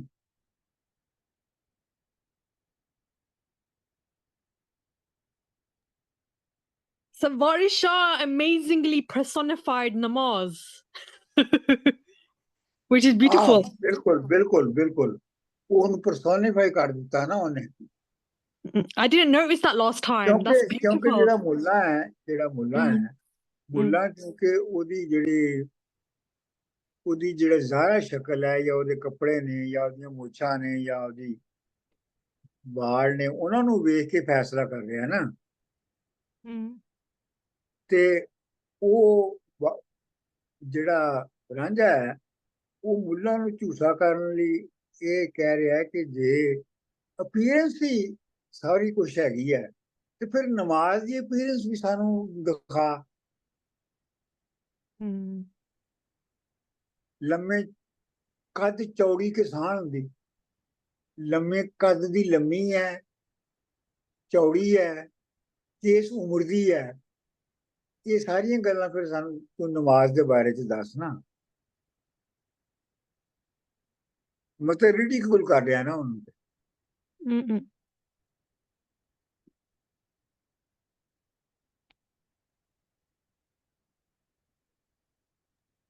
ਅੱਗੇ ਚਲਿਏ ਸਰ।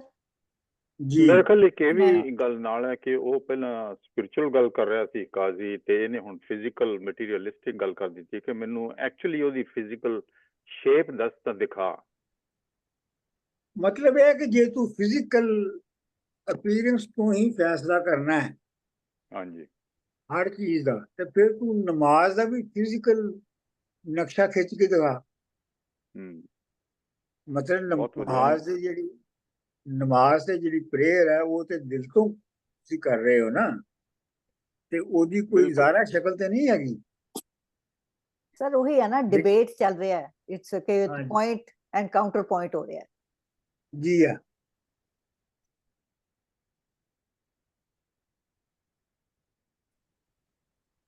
ਅੱਗੇ ਪੜ੍ਹੀਏ ਜੀ। ਜੀ ਅਸਾਂ ਫਿੱਕਾ ਅਸੂਲ ਨੂੰ ਸਹੀ ਕੀਤਾ, ਗੈਰ ਸ਼ਰ੍ਹਾ ਮਰਦੂਦ ਨੂੰ ਮਾਰਨਾ ਹੈ।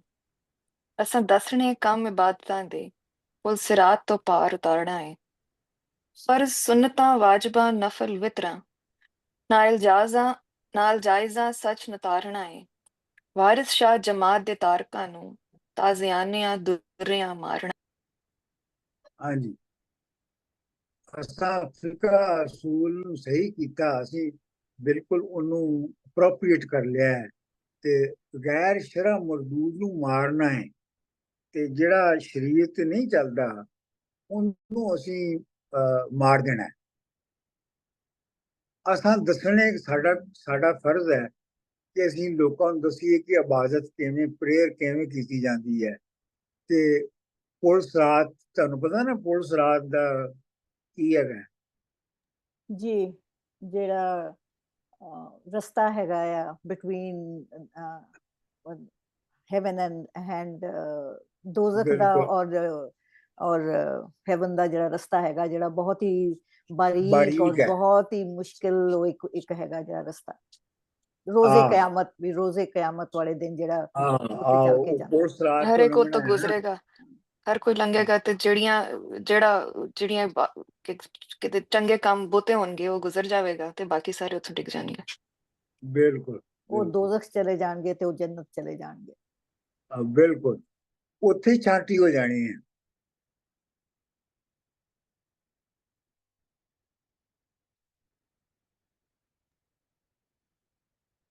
ਚਲੋ ਜੀ ਅੱਗੇ ਪੜੋ। ਸਰ ਜੀ ਇੱਕ ਹੋਰ ਸੀਗਾ ਜਿਹੜਾ ਲਫ਼ਜ਼ ਤਾਜ਼ੀਆਨਿਆ ਹੈਗਾ, ਇਹ ਜਿਹੜੇ ਉਹ ਇੱਕ ਨਿਕਲਦੇ ਹੁੰਦੇ ਸੀਗੇ ਤਾਜ਼ੀਏ ਨਿਕਲਦੇ, ਇਜ਼ ਦੈਟ? ਨਹੀਂ ਉਹ ਨਹੀਂ, ਉਹ ਹੋਰ ਤਰ੍ਹਾਂ ਲਿਖਿਆ ਜਾਂਦਾ ਹੈ। ਉਹ ਜਿਹੜਾ ਨਾ ਤਾਜ਼ੀਆ ਉਹ ਐਨ ਨਾਲ ਲਿਖਿਆ ਜਾਂਦਾ ਹੈ ਜੀ, ਇਹ ਅਲਫ ਨਾਲ ਲਿਖਿਆ ਗਿਆ ਹੈ। ਠੀਕ। So this is the same thing as a hunter ਮਾਰਨਾ ਜਾਂ ਵਿਪ ਕਰਨਾ ਕਿਸੇ ਨੂੰ, ਹਾਂ ਇਹ ਇੱਕੋ ਚੀਜ਼ ਹੈ। ਪਰ ਉੱਥੇ ਵੀ ਉਹ ਲੋਕ ਆਪਣੇ ਆਪ ਨੂੰ ਵਿਪ ਹੀ ਕਰਦੇ ਨੇ ਨਾ, ਉੱਥੇ ਵੀ ਆਪਣੇ ਆਪ ਨੂੰ, ਉਹਨਾਂ 'ਚ ਵੀ ਵਿਪ ਹੀ ਕਰਦੇ ਨੇ ਆਪਣੇ ਆਪ ਨੂੰ, ਰਾਈਟ? ਨਹੀਂ, ਲੇਕਿਨ ਉਹ ਤੇ ਵਿਪ ਤੇ ਵੋਲੰਟਰੀ ਕਰਦੇ ਨੇ ਨਾ, ਉਹ ਕੋਈ ਦੂਜਾ ਤੇ ਨਾ ਮਾਰ ਰਿਹਾ ਉਹਨਾਂ। ਠੀਕ ਹੈ ਸਰ। ਇੱਥੇ ਤੇ ਮੁੱਲਾ ਕਹਿ ਰਿਹਾ ਨਾ ਕਿ ਅਸੀਂ ਮਾਰਨੇ ਆ। ਠੀਕ ਹੈ ਸਰ। ਜਿਹੜਾ ਮਤਲਬ ਜਿਹੜਾ ਇਸਲਾਮ ਦੀ ਜਮਾਤ ਤੋਂ ਖਾਰਿਜ ਹੋ ਗਿਆ ਉਹਨੂੰ ਅਸੀਂ ਦੁਰੇ ਮਾਰਨੇ ਆ। I think that's what it means, right? Yeah, it says that. ਹਾਂਜੀ, ਮੈਂ ਅਗਲਾ ਪੜ੍ਹ ਦਿੰਦੀ ਹਾਂ ਜੀ।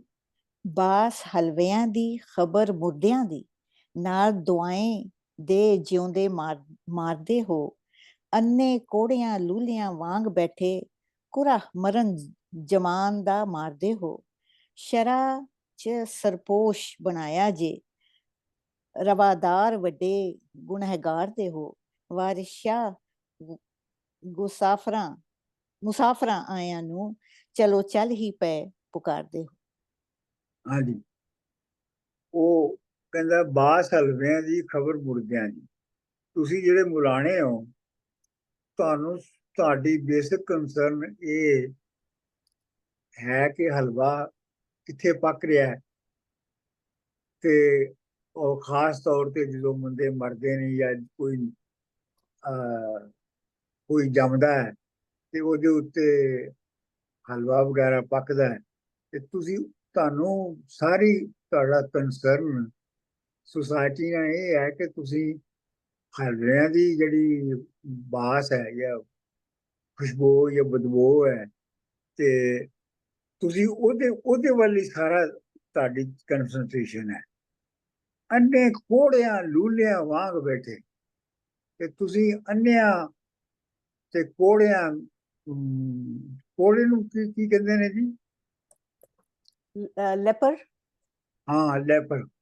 ਲੂਲਿਆਂ ਵਾਂਗ, ਲੂਲੇ ਜਿਹਨਾਂ ਦੀਆਂ ਲੱਤਾਂ ਨਾ ਹੋਣ, ਵਾਂਗ ਬੈਠੇ ਪੂਰਾ ਮਰਨ ਜਹਾਨ ਦਾ ਮਾਰਦੇ, ਤੇ ਤੁਸੀਂ ਬੈਠੇ ਜਹਾਨ ਦੇ ਜਿਉਂ ਤੇ ਮਰਨ ਦਾ ਪੂਰੇ ਕੱਢਦੇ ਰਹਿੰਦੇ, ਕਿਉਂਕਿ ਉਹ ਹੀ ਐਸੇ ਮੌਕੇ ਹੁੰਦੇ ਨੇ ਜਦੋਂ ਮੁਲਾਣੇ ਨੂੰ ਲੋਕੀ ਸੱਦਦੇ ਨੇ ਤੇ ਉਹ ਹਲਵਾ ਸ਼ਲਵਾ ਪੱਕਦਾ ਹੈ ਜਾਂ ਹੁੰਦਾ ਹੈ।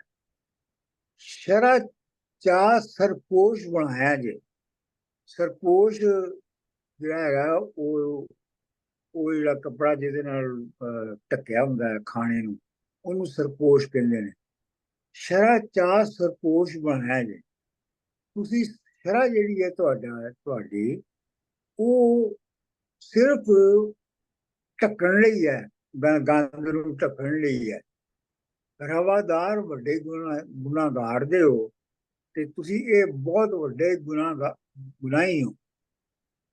ਵਾਰਿਸ਼ਾ ਮੁਸਾਫਰਾਂ ਆਇਆਂ ਨੂੰ ਚਲੋ ਚਲੀ ਹੀ ਪਈ ਪੁਕਾਰਦੇ ਹੋ, ਤੇ ਮੁਸਾਫਰ ਕੋਈ ਆ ਕੇ ਵਿਚਾਰਾ ਤੁਹਾਡੇ ਕੋਲ ਆ ਜਾਂਦਾ ਤੇ ਤੁਸੀਂ ਉਹਨੂੰ ਉੱਥੋਂ ਤਰਾ ਕੇ ਅੱਗੇ ਕੱਢਣਾ ਚਾਹੁੰਦੇ ਹੋ।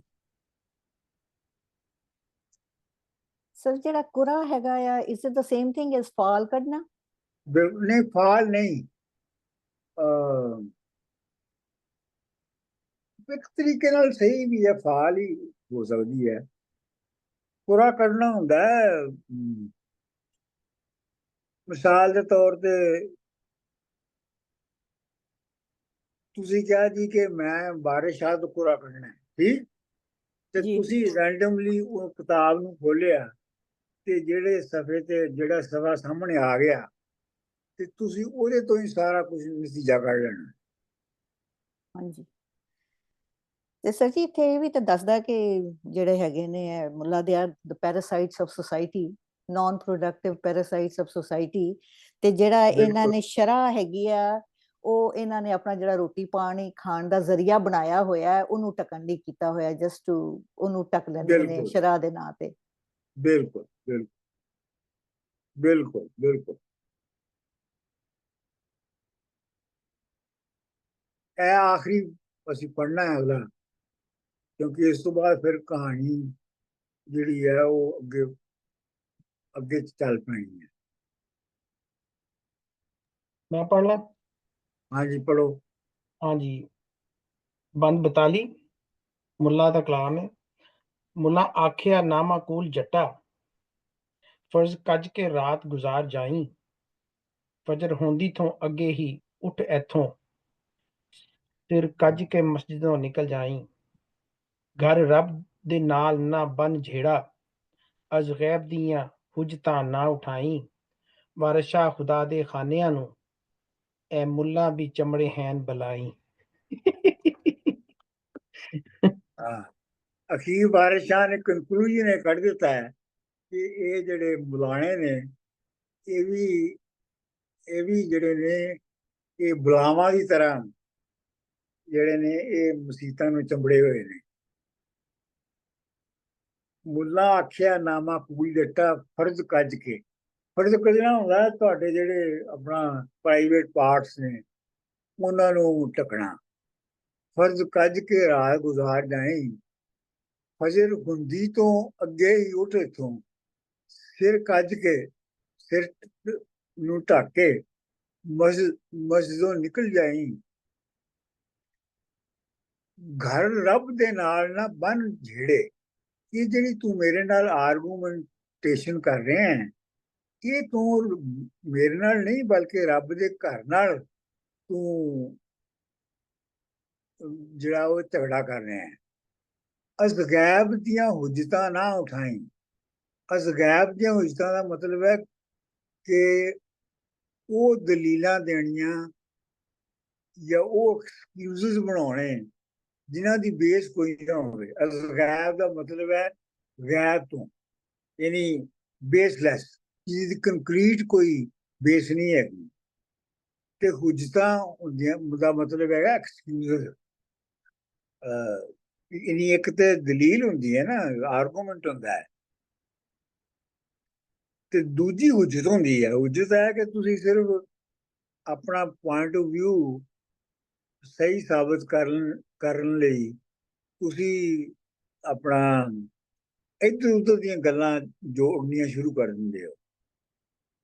ਵਾਰਿਸ ਸ਼ਾਹ ਖੁਦਾ ਦੀਆਂ ਖਾਨਿਆਂ ਨੂੰ ਇਹ ਮੁੱਲਾਂ ਵੀ ਚੰਬੜੇ ਹੈਨ ਬਣਾਈ, ਕਿ ਖੁਦਾ ਦੇ ਘਰਾਂ ਨੂੰ ਜਿਹੜੇ ਬੁਲਾਣੇ ਨੇ ਇਹ ਇੰਜ ਨੇ ਜਿਵੇਂ ਬੁਲਾਵਾਂ ਹੁੰਦੀਆਂ ਨੇ ਤੇ ਉਹਨਾਂ ਨੂੰ ਚੰਬੜ ਗਏ ਨੇ।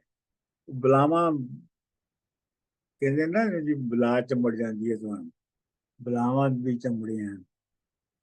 ਬਸ ਅੱਜ ਇੰਨਾ ਕਾਫੀ ਹੈ।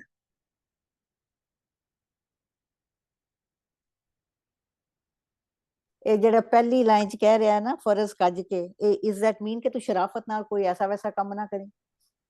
ਆਹੋ, ਮਤਲਬ ਇਹ ਹੈ ਕਿ ਰਾਤ ਨੰਗਾ ਨਲ ਹੋ ਜਾਵੇਂ,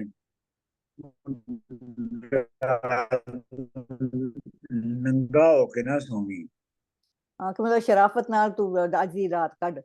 ਕਿ ਜਿਹੜੇ ਤੇਰੇ ਪ੍ਰਾਈਵੇਟ ਪਾਰਟਸ ਨੇ ਉਹਨਾਂ ਨੂੰ ਚੰਗੀ ਤਰ੍ਹਾਂ ਢੱਕ ਕੇ ਸੌਂ।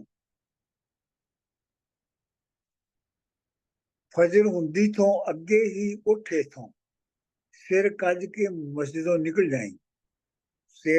ਸਿਰ ਨੂੰ ਆਪਣਾ ਕੱਜ ਕੇ, ਯਾਨੀ ਸਿਰ ਨੂੰ ਦੇ ਉੱਤੇ ਕੱਪੜਾ ਬੰਨ ਕੇ ਨਿਕਲ ਜਾਈ। ਛੁਪ ਕੇ ਜਾਈਂ ਤਾਂ ਕਿ ਕੋਈ ਵੇਖੇ ਨਾ, ਪਤਾ ਨਾ ਲੱਗੇ ਕਿ ਤੂੰ ਇੱਥੇ ਆਇਆ ਸੀ। ਪਤਾ ਨਾ ਲੱਗੇ ਕਿ ਤੇਰੇ ਦਾ ਗਲਤ ਆਦਮੀ ਵੀ ਰਾਤ ਮਸੀਤ ਚ ਰਿਹਾ ਹੈ। ਕਿਉਂਕਿ ਇਸ ਤੋਂ ਪਹਿਲੇ ਉਹ ਕਹਿ ਚੁੱਕਿਆ ਹੈ ਰਾਜਾ ਕਿ ਬਈ ਤੂੰ ਹੁਜਰਾ ਚ ਫੇਲ ਕਰ ਦੇ। ਉਹ ਉਹਨੂੰ ਇੱਥੇ ਜਾ ਕੇ ਕਨੈਕਟ ਕਰ ਰਿਹਾ ਕਿ ਅੱਛਾ ਤੂੰ ਫਰਜ਼ ਕੱਜ ਲਈ। ਹਾਂ, ਘਰ ਰੱਬ ਦੇ ਨਾਲ ਨਾ ਬੰਨ ਜਿਹੜੇ ਕਿ ਤੂੰ ਰੱਬ ਦੇ ਘਰ ਦੇ ਨਾਲ ਜਿਹੜੀ ਹੈ ਉਹ ਝਗੜਾ ਨਾ ਕਰ। ਅਜ਼ਗੈਬ ਦੀਆਂ ਹੁਜਤਾਂ ਦਾ ਮਤਲਬ ਹੈ ਕੰਕੌਕਟਡ ਰੀਜ਼ਨਸ ਜਾਂ ਕੰਕੌਕਟਡ ਐਕਸਕਿਊਜ਼ਸ। ਵਾਰਿਸ ਸ਼ਾਹ ਖੁਦਾ ਦਿਆਂ ਖਾਨਿਆਂ ਨੂੰ ਇਹ ਮੁੱਲਾਂ ਵੀ ਚੰਬੜੇ ਹਨ ਲਾਈ। ਇਹ ਹੁਣ ਵਾਰਿਸ ਸ਼ਾਹ ਕਮੈਂਟ ਕਰ ਰਿਹਾ ਹੈ ਕਿ ਇਹ ਜਿਹੜੇ ਮੁਲਾਣੇ ਨੇ ਇਹ ਵੀ ਖੁਦਾ ਦੇ ਘਰਾਂ ਨੂੰ, ਖੁਦਾ ਦੇ ਘਰ ਨੂੰ ਇਵੇਂ ਚੰਬੜੇ ਹੋਏ ਨੇ ਜਿਵੇਂ ਕੋਈ ਬਲਾ ਬੰਦੇ ਨੂੰ ਚੰਬੜ ਜਾਂਦੀ ਹੈ। ਸਰ ਜੀ, ਜਿਹੜਾ ਇਹ ਸਿਰ ਢੱਕਣ ਦੀ ਗੱਲ ਕਰ ਰਿਹਾ, ਸਿਰ ਕੱਜਣ ਦੀ ਗੱਲ ਕਰ ਰਿਹਾ, ਇਜ਼ ਇਟ ਪੋਸੀਬਲ ਕਿ ਵੀ ਜਿਹੜੇ ਸਫ਼ਰ ਤੇ ਜਾਂਦੇ ਸੀ ਉਹ ਸਿਰ ਤੇ ਕੱਪੜਾ ਲਪੇਟ ਲੈਂਦੇ ਸੀ ਔਰ ਸਮਥਿੰਗ ਲਾਈਕ ਦੈਟ? ਨਹੀਂ, ਉਹ ਤੇ ਆਮ ਉਸ ਵੇਲੇ ਕੱਪੜਾ ਸਿਰ ਤੇ ਰੱਖਣਾ ਜਾਂ ਮੋਢੇ ਤੇ ਰੱਖ ਲੈਣਾ, ਉਹਦੇ ਮਲਟੀਪਰਪਸ ਹੁੰਦੇ ਸਨ ਨਾ ਉਹ ਜੋ ਉਸ ਕੱਪੜੇ ਦੇ ਜੀ। ਤੇ ਤੁਸੀਂ ਉਹਨੂੰ ਉੱਤੇ ਲੈ ਕੇ ਸੌਂ ਵੀ ਸਕਦੇ ਹੋ, ਤੁਸੀਂ ਥੱਲੇ ਵਿਛਾ ਕੇ ਸੌਂ ਵੀ ਸਕਦੇ ਹੋ। ਜੀ। ਉਹ ਕੱਪੜਾ ਜਿਹੜਾ ਹੁੰਦਾ ਸੀ ਨਾ, ਇੱਕ ਕੱਪੜਾ ਮੋਢੇ ਉੱਤੇ ਤੁਸੀਂ ਦੇਖਿਆ ਹੋਣਾ ਕਿ ਪੇਂਡੂ ਬੰਦੇ ਅਜੇ ਵੀ ਮੋਢੇ ਤੇ ਕੱਪੜਾ ਰੱਖ ਕੇ ਚੱਲਦੇ ਨੇ। ਪਰਨਾ ਜਿਹਨੂੰ ਕਹਿੰਦੇ ਨੇ, ਪਰਨਾ ਕਹਿੰਦੇ, ਪਰਨਾ ਜਿਹਨੂੰ ਕਹਿੰਦੇ ਨੇ। ਤੇ ਉਹਦਾ ਮਕਸਦ ਇਹ ਹੈਗਾ ਕਿ ਉਹ ਮੁਖਤਲਿਫ ਤਰ੍ਹਾਂ ਦੇ ਜਿਹੜੇ ਫੰਕਸ਼ਨਸ ਨੇ ਉਹ ਉਸ ਕੱਪੜੇ ਦੇ ਨਾਲ ਕੀਤੇ ਜਾ ਸਕਦੇ। ਠੀਕ ਹੈ ਸਰ ਜੀ।